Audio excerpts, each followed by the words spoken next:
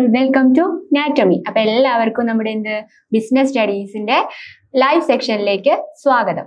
നമ്മുടെ ബിസിനസ് സ്റ്റഡീസിന്റെ ഏകദേശം എന്താണ് ലാസ്റ്റ് സെക്ഷൻ ആണ് ഇതെന്ന് പറയുന്നത്. ഇതുവരെ നമ്മൾ എന്ത് ചെയ്തു 18 ചാപ്റ്റേഴ്സ് ആണ് ഓൾറെഡി റിവിഷൻ എന്ന മോഡൽ നമ്മൾ എന്ത് ചെയ്തത് കവർ ചെയ്ത് പോന്നിട്ടുള്ളത്. ഇനി നമുക്ക് 19 മുതൽ 23 ചാപ്റ്റേഴ്സ് ആണ് എന്ത് ചെയ്യാനുള്ളത് ഡിസ്കസ് ചെയ്യാനുള്ളത്. അതിൽ ഇമ്പോർട്ടൻസ് ചാപ്റ്റേഴ്സ് ഏതൊക്കെയാണ്, ഏതൊക്കെ ടേംസ് ആണ് നമുക്ക് എക്സാമിന് വരാൻ ചാൻസ് ഉള്ളത്, ഇതൊക്കെയാണ് നമ്മൾ എന്ത് ചെയ്യുന്നത് ഈ ക്ലാസ്സിൽ നോക്കാൻ പോകുന്നത്. അപ്പൊ നമുക്ക് എന്ത് ചെയ്യാം, ക്ലാസ്സിലേക്ക് കടക്കാം. 19ാമത്തെ ചാപ്റ്റർ എന്ന് പറയുന്നത് എക്സ്റ്റേണൽ ട്രേഡ് എന്നുള്ള ചാപ്റ്റർ ആണ്. എക്സ്റ്റേണൽ ട്രേഡ് അതായത് നമ്മൾ കഴിഞ്ഞ ക്ലാസ്സിൽ ഇമ്പോർട്ടും എക്സ്പോർട്ടും പഠിച്ചു. അതേ ബേസിൽ നമ്മൾ എന്താണ് അതേ ഒരു ആശയം തന്നെയാണ് നമുക്ക് ഇവിടെയും പഠിക്കാനുള്ളത്, എക്സ്റ്റേണൽ ട്രേഡ് എന്നുള്ളതിൽ. എക്സ്റ്റേണൽ ട്രേഡ് ഈ ചാപ്റ്ററിൽ എക്സ്റ്റേണൽ ട്രേഡ് എന്താണ്, അതിന്റെ ഇമ്പോർട്ടൻസ് എന്തൊക്കെയാണ് എന്നുള്ളതാണ് എന്ത് ചെയ്യുന്നത് നമ്മൾ ഈ ക്ലാസ്സിൽ ചർച്ച ചെയ്യാൻ പോകുന്നത്. നോക്കിയേ, എക്സ്റ്റേണൽ ട്രേഡ്.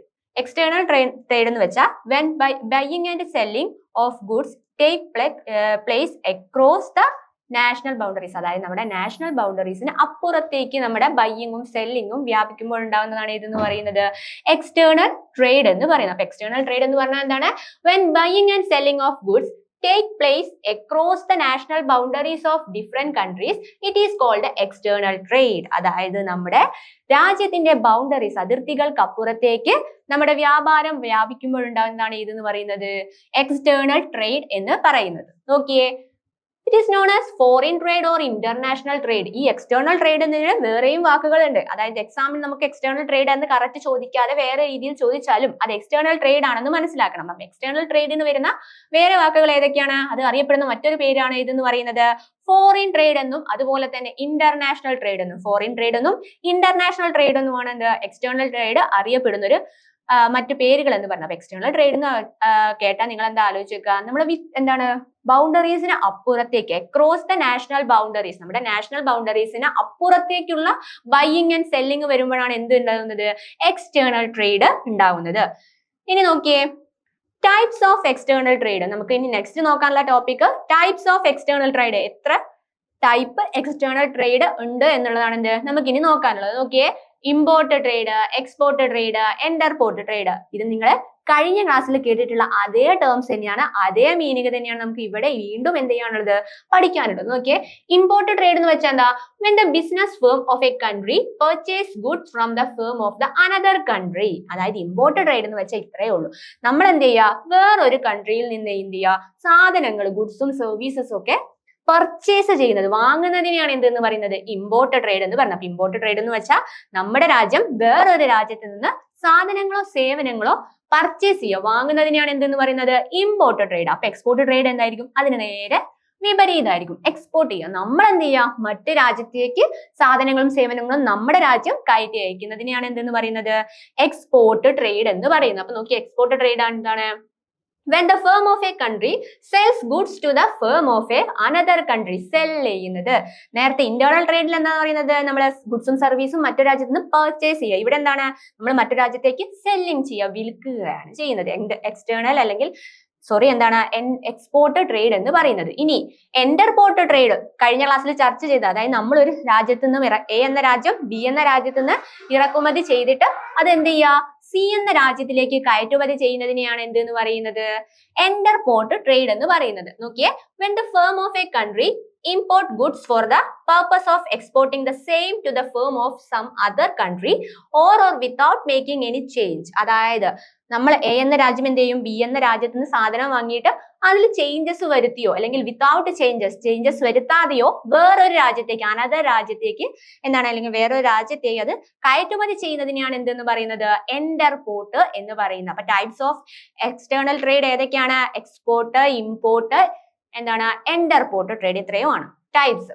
ഇനി നോക്കിയേ, ഇമ്പോർട്ടൻസ് ഓഫ് എക്സ്റ്റേണൽ ട്രേഡ്. നമ്മുടെ രാജ്യത്തിന്റെ സാമ്പത്തിക സ്ഥിതിക്ക് എക്സ്റ്റേണൽ ട്രേഡ് എത്രത്തോളം ഇമ്പോർട്ടൻസ് ആണ് അല്ലെങ്കിൽ ഇമ്പോർട്ടന്റ് ആണ് എന്നുള്ളതാണ് എന്ത് നമുക്കിനി നോക്കാനുള്ളത്. നോക്കിയേ, പ്രൊമോട്ട് സ്പെഷ്യലൈസേഷൻ. അതായത് എന്ത് ചെയ്യുന്നുണ്ടോ എക്സ്റ്റേണൽ ട്രേഡ് എന്ത് ചെയ്യുന്നുണ്ട്, സ്പെഷ്യലൈസേഷൻ, പ്രൊമോട്ട്സ് സ്പെഷ്യലൈസേഷനെ എന്താണ് പ്രൊമോട്ട് ചെയ്യുന്നത്. ഇനിയോ improve the standard of living. നമ്മുടെ സ്റ്റാൻഡേർഡ് ഓഫ് ലിവിങ്, നമ്മുടെ രാജ്യത്തിലെ ആളുകളുടെ എന്താണ് സ്റ്റാൻഡേർഡ് ഓഫ് ലിവിങ്, എന്താണ് സ്റ്റാൻഡേർഡ് ഓഫ് ലിവിങ് ഇംപ്രൂവ് ചെയ്യുന്നുണ്ട്. Then enhance competition. കോമ്പറ്റീഷൻ എന്താണ് എൻഹാൻസ് ചെയ്യുന്നുണ്ട്, കൂടുതൽ എന്താണ് എളുപ്പവും ആക്കുന്നുണ്ട്. ഇനി നോക്കിയേ, generates employment opportunity. External trade എന്തുണ്ടാക്കുന്നുണ്ട്? എംപ്ലോയ്മെന്റ് ഓപ്പർച്യൂണിറ്റീസ് ക്രിയേറ്റ് ചെയ്യുന്നുണ്ട്. Then price equalization. External trade എന്തിനു സഹായിക്കുന്നുണ്ട്? വില നിയന്ത്രണത്തിന്, പ്രൈസ് ഈക്വലൈസേഷന് സഹായിക്കുന്നുണ്ട്. ദെൻ ഇന്റർനാഷണൽ റിലേഷൻസ്, അതായത് എക്സ്റ്റേണൽ ട്രേഡിന് ഇന്റർനാഷണൽ ട്രേഡ് ആണല്ലോ, കൺട്രിക്ക് അപ്പുറമുള്ളതാണല്ലോ. അപ്പൊ അവിടെ എന്തുണ്ടാവുന്നുണ്ട്? ഒരു റിലേഷൻ മറ്റു രാജ്യങ്ങളുമായിട്ട് നമുക്ക് എന്ത് ചെയ്യാൻ പറ്റും? ക്രിയേറ്റ് ചെയ്യാൻ പറ്റും. അതാണ് ഇന്റർനാഷണൽ റിലേഷൻസ്. എക്കണോമിക് ഗ്രോത്ത്, മറ്റു രാജ്യങ്ങളുമായിട്ട് നമ്മൾ സാമ്പത്തിക ഇടപാടിൽ ഏർപ്പെടുന്ന സമയത്ത് നമ്മുടെ എക്കണോമിക്കൽ ഗ്രോത്തിന് കൂടി അത് എന്താവുന്നുണ്ട്? ഇടയാക്കുന്നുണ്ട്. Then efficient utilization of natural resources. Natural റിസോഴ്സിനെ ശരിയായ രീതിയിലേക്ക് ഉപയോഗപ്പെടുത്താൻ നമുക്ക് എന്ത് ചെയ്യും? എക്സ്റ്റേണൽ ട്രേഡിലൂടെ സാധിക്കും എന്നാണ് പറയുന്നത്. അപ്പൊ ഇമ്പോർട്ടൻസ് ഓഫ് എക്സ്റ്റേണൽ ട്രേഡ് ഏതൊക്കെയാണ് അല്ലെങ്കിൽ എന്തൊക്കെയാണ്? Promote specialization, improve standard of living, enhance competition, generate employment opportunities, price equalization, international relations, economic growth, efficient utilization of natural resources. ഇത്രയും പോയിന്റ്സ് നിങ്ങൾ എന്ത് ചെയ്യുക? ഇമ്പോർട്ടൻസ് എന്ന രീതിയിൽ എന്ത് ചെയ്യുക? ഇമ്പോർട്ടന്റ് ആയിട്ട് തന്നെ ഇരുന്ന് പഠിക്കുക. ഇനി difficulties faced in external trade. External trade നമുക്ക് സ്മൂത്ത് ആയിട്ട് ഒരു കാര്യം കൊണ്ടുപോകാൻ പറ്റില്ലല്ലോ. അപ്പൊ അതിനും എന്തുണ്ട്?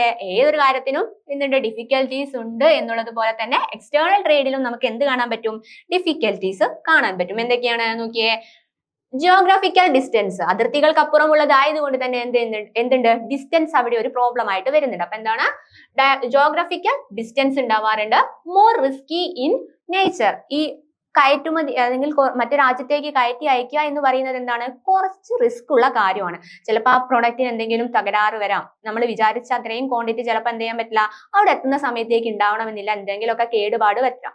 എന്താണ് ആ ട്രേഡ് അല്ലെങ്കിൽ ട്രാൻസ്പോർട്ടേഷനിൽ എന്തെങ്കിലും ഒരു പിഴവ് പറ്റിപ്പോയാൽ അതൊക്കെ എന്താണ്? ഈ എക്സ്റ്റേണൽ ട്രേഡിനെ ബാധിക്കുന്നത്. അതുകൊണ്ട് തന്നെ അവിടെ എന്തുണ്ട്? റിസ്ക് കൂടുതലാണ്. More risky in nature. Difficulty of transport and communication. ഞാൻ നേരത്തെ പറഞ്ഞ അതേപോലെ തന്നെയാണ് എന്താണ്? ട്രാൻസ്പോർട്ടേഷനും കമ്മ്യൂണിക്കേഷനും. ചില സ്ഥലത്ത് എന്തുണ്ടാവണമെന്നില്ല? റേഞ്ച് നമുക്ക് അതേ കിട്ടണമെന്നില്ല. നെറ്റ്വർക്ക് അവൈലബിൾ ആവണമെന്നില്ല.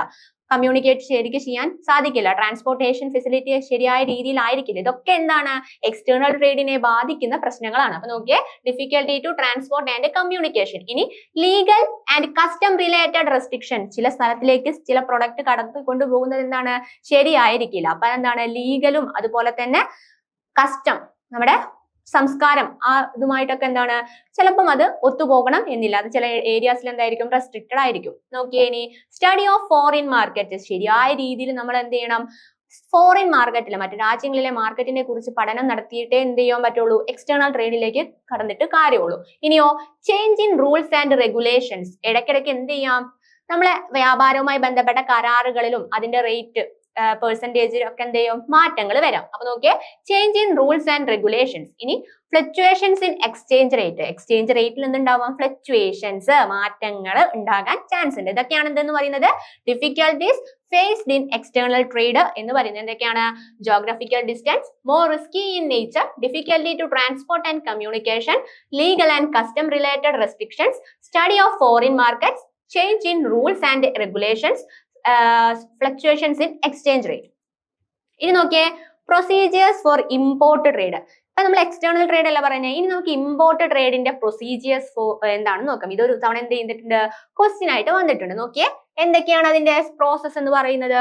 Trade equity. എന്താണ്? Trade equity. ഇനിയോ, ഒബ്റ്റൈനിങ് ഇമ്പോർട്ടന്റ് ലൈസൻസ്. നമ്മൾ എന്ത് ചെയ്യുകയാണെങ്കിലും, എന്ത് കച്ചവടം ചെയ്യുകയാണെങ്കിലും നമുക്ക് എന്ത് വേണം? അതിന് ലൈസൻസ് കൂടിയേ തീരൂ. അപ്പൊ എന്താണ്? Obtaining important licence. Obtaining foreign exchange. Foreign exchange വാങ്ങുക. അതുപോലെ തന്നെ എന്താണ്? Placing order. അത് കിട്ടി കഴിഞ്ഞാൽ എന്ത് ചെയ്യാം? നമ്മൾ ഓർഡർ നൽകുക, placing order. Sending letter of credit. അത് കഴിഞ്ഞിട്ട് എന്ത് ചെയ്യുക? ലെറ്റർ ഓഫ് ക്രെഡിറ്റ് കൊടുക്കുക, അല്ലെങ്കിൽ അയച്ചു കൊടുക്കുക, സെൻഡ് ചെയ്യുക. ഇനി പ്രൊക്യൂറിംഗ് ദ ഷിപ്പിംഗ് ഡോക്യുമെന്റ്സ്. അത് കഴിഞ്ഞാൽ നമ്മുടെ ഷിപ്പിംഗ് ഡോക്യുമെന്റ്സ് ഒക്കെ എന്ത് ചെയ്യുക? അതിന്റെ കൂടെ എന്ത് ചെയ്യുക? നൽകുക. Procuring the shipping documents. Appointment of clearing agent. ഒരു ക്ലിയറിംഗ് ഏജന്റിനെ എന്ത് ചെയ്യുക? അപ്പോയിന്റ് ചെയ്യുക. Formalities to be completed by the clearing agent. എന്നിട്ട് എന്തെങ്കിലുമൊക്കെ ഫോർമാലിറ്റീസ് ഉണ്ടെങ്കിൽ അതെന്ത് ചെയ്യുക? ഏജന്റ് മുഖേന നമ്മൾ എന്ത് ചെയ്യുക? തീർപ്പാക്കുക. അതാണ് എന്തെന്ന് പറയുന്നത്? Formalities to be completed by the clearing agent. ഇവിടെ ആരാ വരുന്നത്? ഇമ്പോർട്ടന്റ് ട്രേഡിലെ ക്ലിയറിംഗ് ഏജന്റ് ആണ്. ഇനിയോ, receipt of goods from railway or transport authority. അതായത് നമ്മൾ കയറ്റി അയക്കുന്ന സമയത്ത് റെയിൽവേയിൽ നിന്നോ അല്ലെങ്കിൽ ഏത് ട്രാൻസ്പോർട്ടിംഗ് അതോറിറ്റി ആണോ നമ്മൾ ഹെൽപ്പ് ചെയ്യാൻ വേണ്ടിയിട്ട് അല്ലെങ്കിൽ നമ്മൾ അതിന് വേണ്ടിയിട്ട് യൂട്ടിലൈസ് ചെയ്യുന്നത്, അപ്പൊ അവരുടെ എന്ത് വാങ്ങണം? റെസിപ്റ്റ് ഓഫ് ഗുഡ്സ് ഗുഡ്സ് വാങ്ങണം. അപ്പൊ എന്തൊക്കെയാണ് പ്രൊസീജിയർ ഫോർ ഇമ്പോർട്ട് ട്രേഡ് എന്ന് നോക്കിയേ? ട്രേഡിംഗ് ഇക്വിറ്റി ഉണ്ടായിരിക്കണം. അതുപോലെ തന്നെ അത് കിട്ടിക്കഴിഞ്ഞാൽ obtaining important licence, obtaining foreign exchange, placing order, sending letter of credit, procuring the shipping documents, appointments of clearing agent, formalities to be completed by the clearing agent, receipt of goods from railway or transport authority. നിങ്ങൾ എന്ത് ചെയ്യുക? ഇത്രയും points ചെറിയ ചെറിയ points ആക്കി ടെക്സ്റ്റിലൊക്കെ കുറച്ച് എന്താണ് wide ആയിട്ട് വന്നിരിക്കുന്നത്, നിങ്ങൾ ചെറിയ പോയിന്റ് ആക്കിയിട്ട് എന്ത് ചെയ്യുക? പഠിച്ചു വെക്കുക. ഇനി നോക്കിയേ, ഫെസിലിറ്റീസ് ഓഫ് എക്സ്റ്റേണൽ ട്രേഡ്. എന്തൊക്കെ ഫെസിലിറ്റീസ് ആണ് എക്സ്റ്റേണൽ ട്രേഡിലൂടെ നമുക്ക് നൽകുന്നത് എന്തൊക്കെയാണെന്ന് നോക്കാം. നോക്കിയേ, ഇൻഡന്റ് ഹൗസസ് ഓർ ഫേം. ഈ ഇൻഡന്റ് എന്ന ടേം എന്താണ് ഉദ്ദേശിക്കുന്നത്? അതായത് ഒരു മെർച്ചന്റിൽ നിന്ന് മാറിയിട്ട് നമ്മൾ എന്ത് ചെയ്യുക? കുറച്ചങ്ങോട്ട് മാറിയിട്ട് നമ്മൾ തയ്യാറാക്കുന്ന ഒരു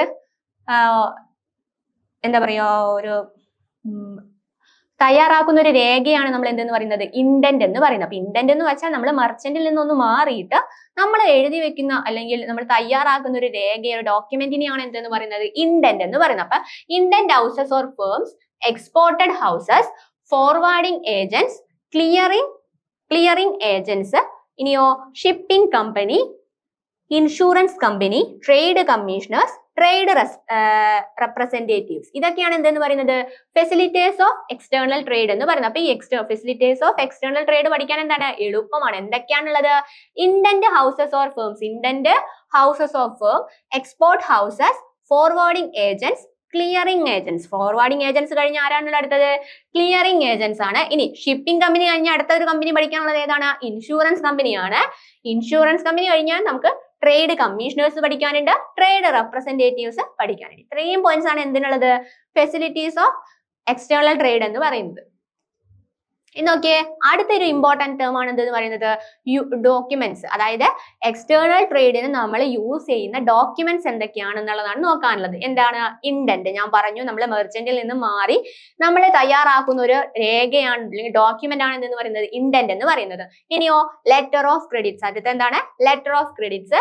ഇനി bill of lending, advice letter, documentary, insurance policy, shipping bill. നിങ്ങൾ ഇതിൽ എന്ത് ചെയ്യുക? ഒരു 5 എണ്ണമെങ്കിലും മിനിമം എന്ത് ചെയ്യുക? പഠിച്ചു വെക്കുക. ആ പോയിന്റ് പഠിച്ചു വെക്കുക.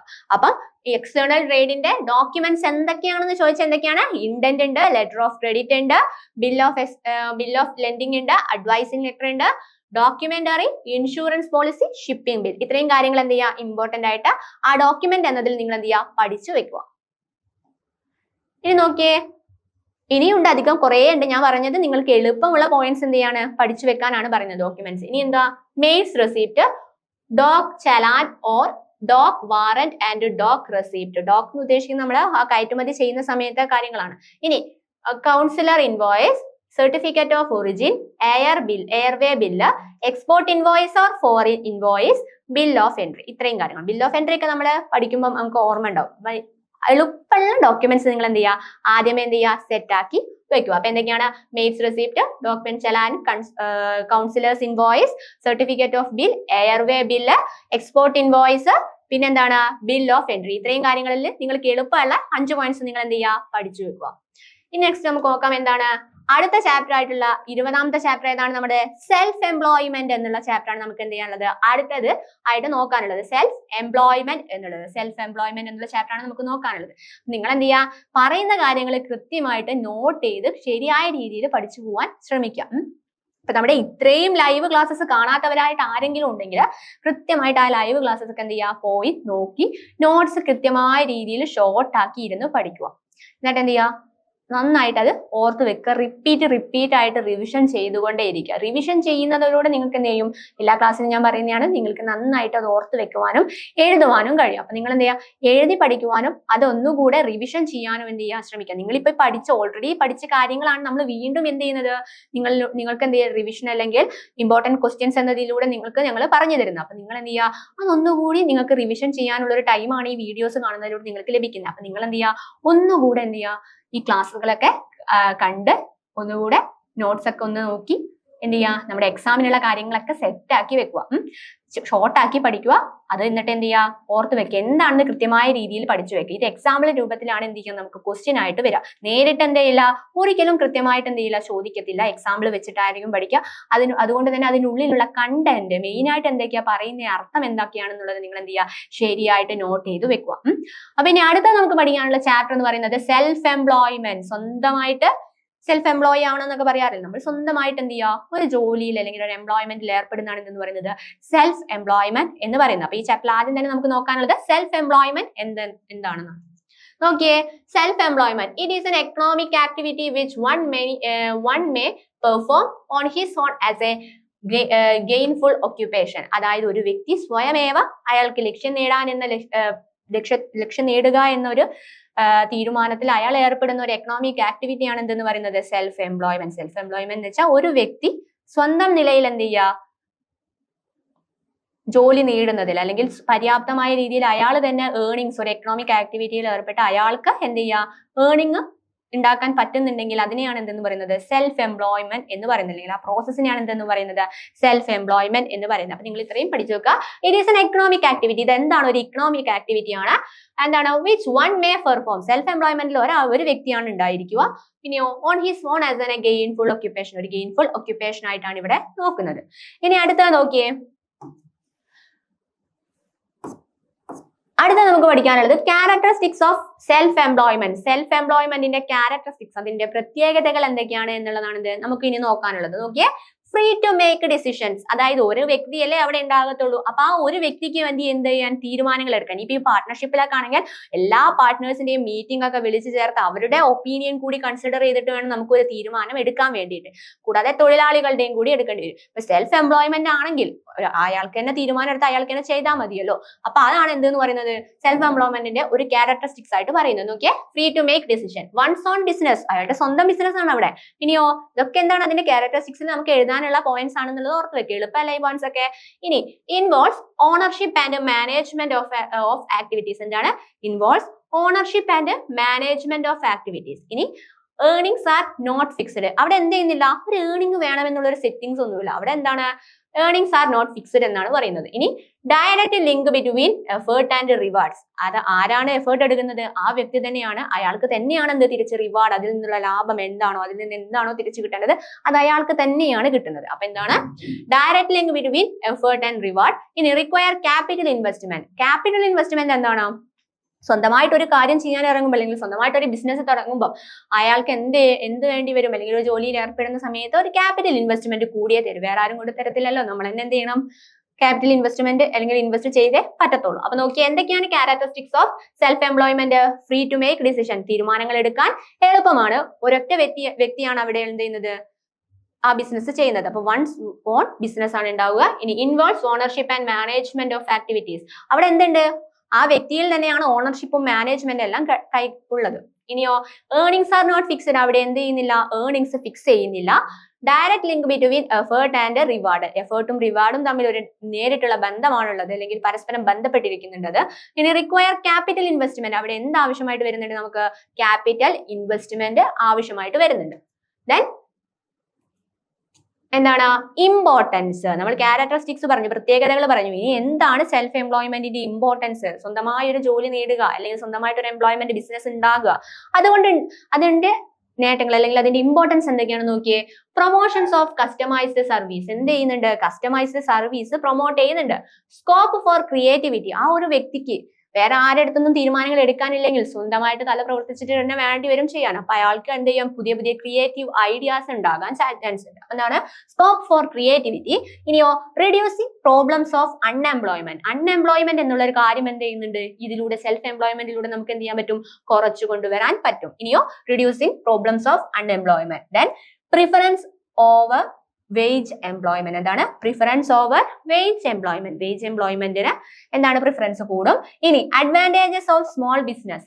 എന്താണ് ചെറിയ ചെറിയ ബിസിനസ്സുകൾ തുടങ്ങാൻ എന്താവും ഇത് കാരണമാകും. ഇനിയോ developing the spirit of entrepreneurship. എന്താണ് എനിക്ക് എന്ത് ചെയ്യാൻ പറ്റും, വലിയൊരു കമ്പനി, ചെറിയൊരു കമ്പനി, സ്വന്തമായിട്ടൊരു ജോലി ഏർപ്പെട്ട ഒരു ബിസിനസ് ഒക്കെ സ്റ്റാർട്ട് ചെയ്ത് കഴിഞ്ഞാൽ ഒരു എന്റർപ്രണർ ആവാനുള്ള സ്പിരിറ്റ് ഒക്കെ എനിക്ക് ഉണ്ടെന്ന് തിരിച്ചറിയാൻ എന്ത് ചെയ്യാം, ഇത് സഹായിക്കാം. ഇനിയോ ബോൺ ടു അണ്ടർ പ്രിവിലേജ്ഡ്, ഒരു പ്രിവിലേജ് ഒക്കെ ക്രിയേറ്റ് ചെയ്യാൻ എന്ത് ചെയ്യും സാധിക്കും. അപ്പൊ എന്തൊക്കെയാണ് importance? Promotions of customised services, scope for creativity, reducing problems of unemployment, preference over wage employment, advantages of small business, developing the spirit of entrepreneurship, born to underprivilege. ഇത്രയും points പഠിച്ചു വെക്കുക. ഇനി നോക്കിയേ, ക്യാരക്ടറിസ്റ്റിക്സ് ഓഫ് സ്മോൾ ബിസിനസ്. എന്തൊക്കെയാണ് small ബിസിനസിന്റെ characteristics? അത് നമ്മൾ എന്ത് പറഞ്ഞു? നമ്മൾ എന്തിന്റെ പറഞ്ഞത്?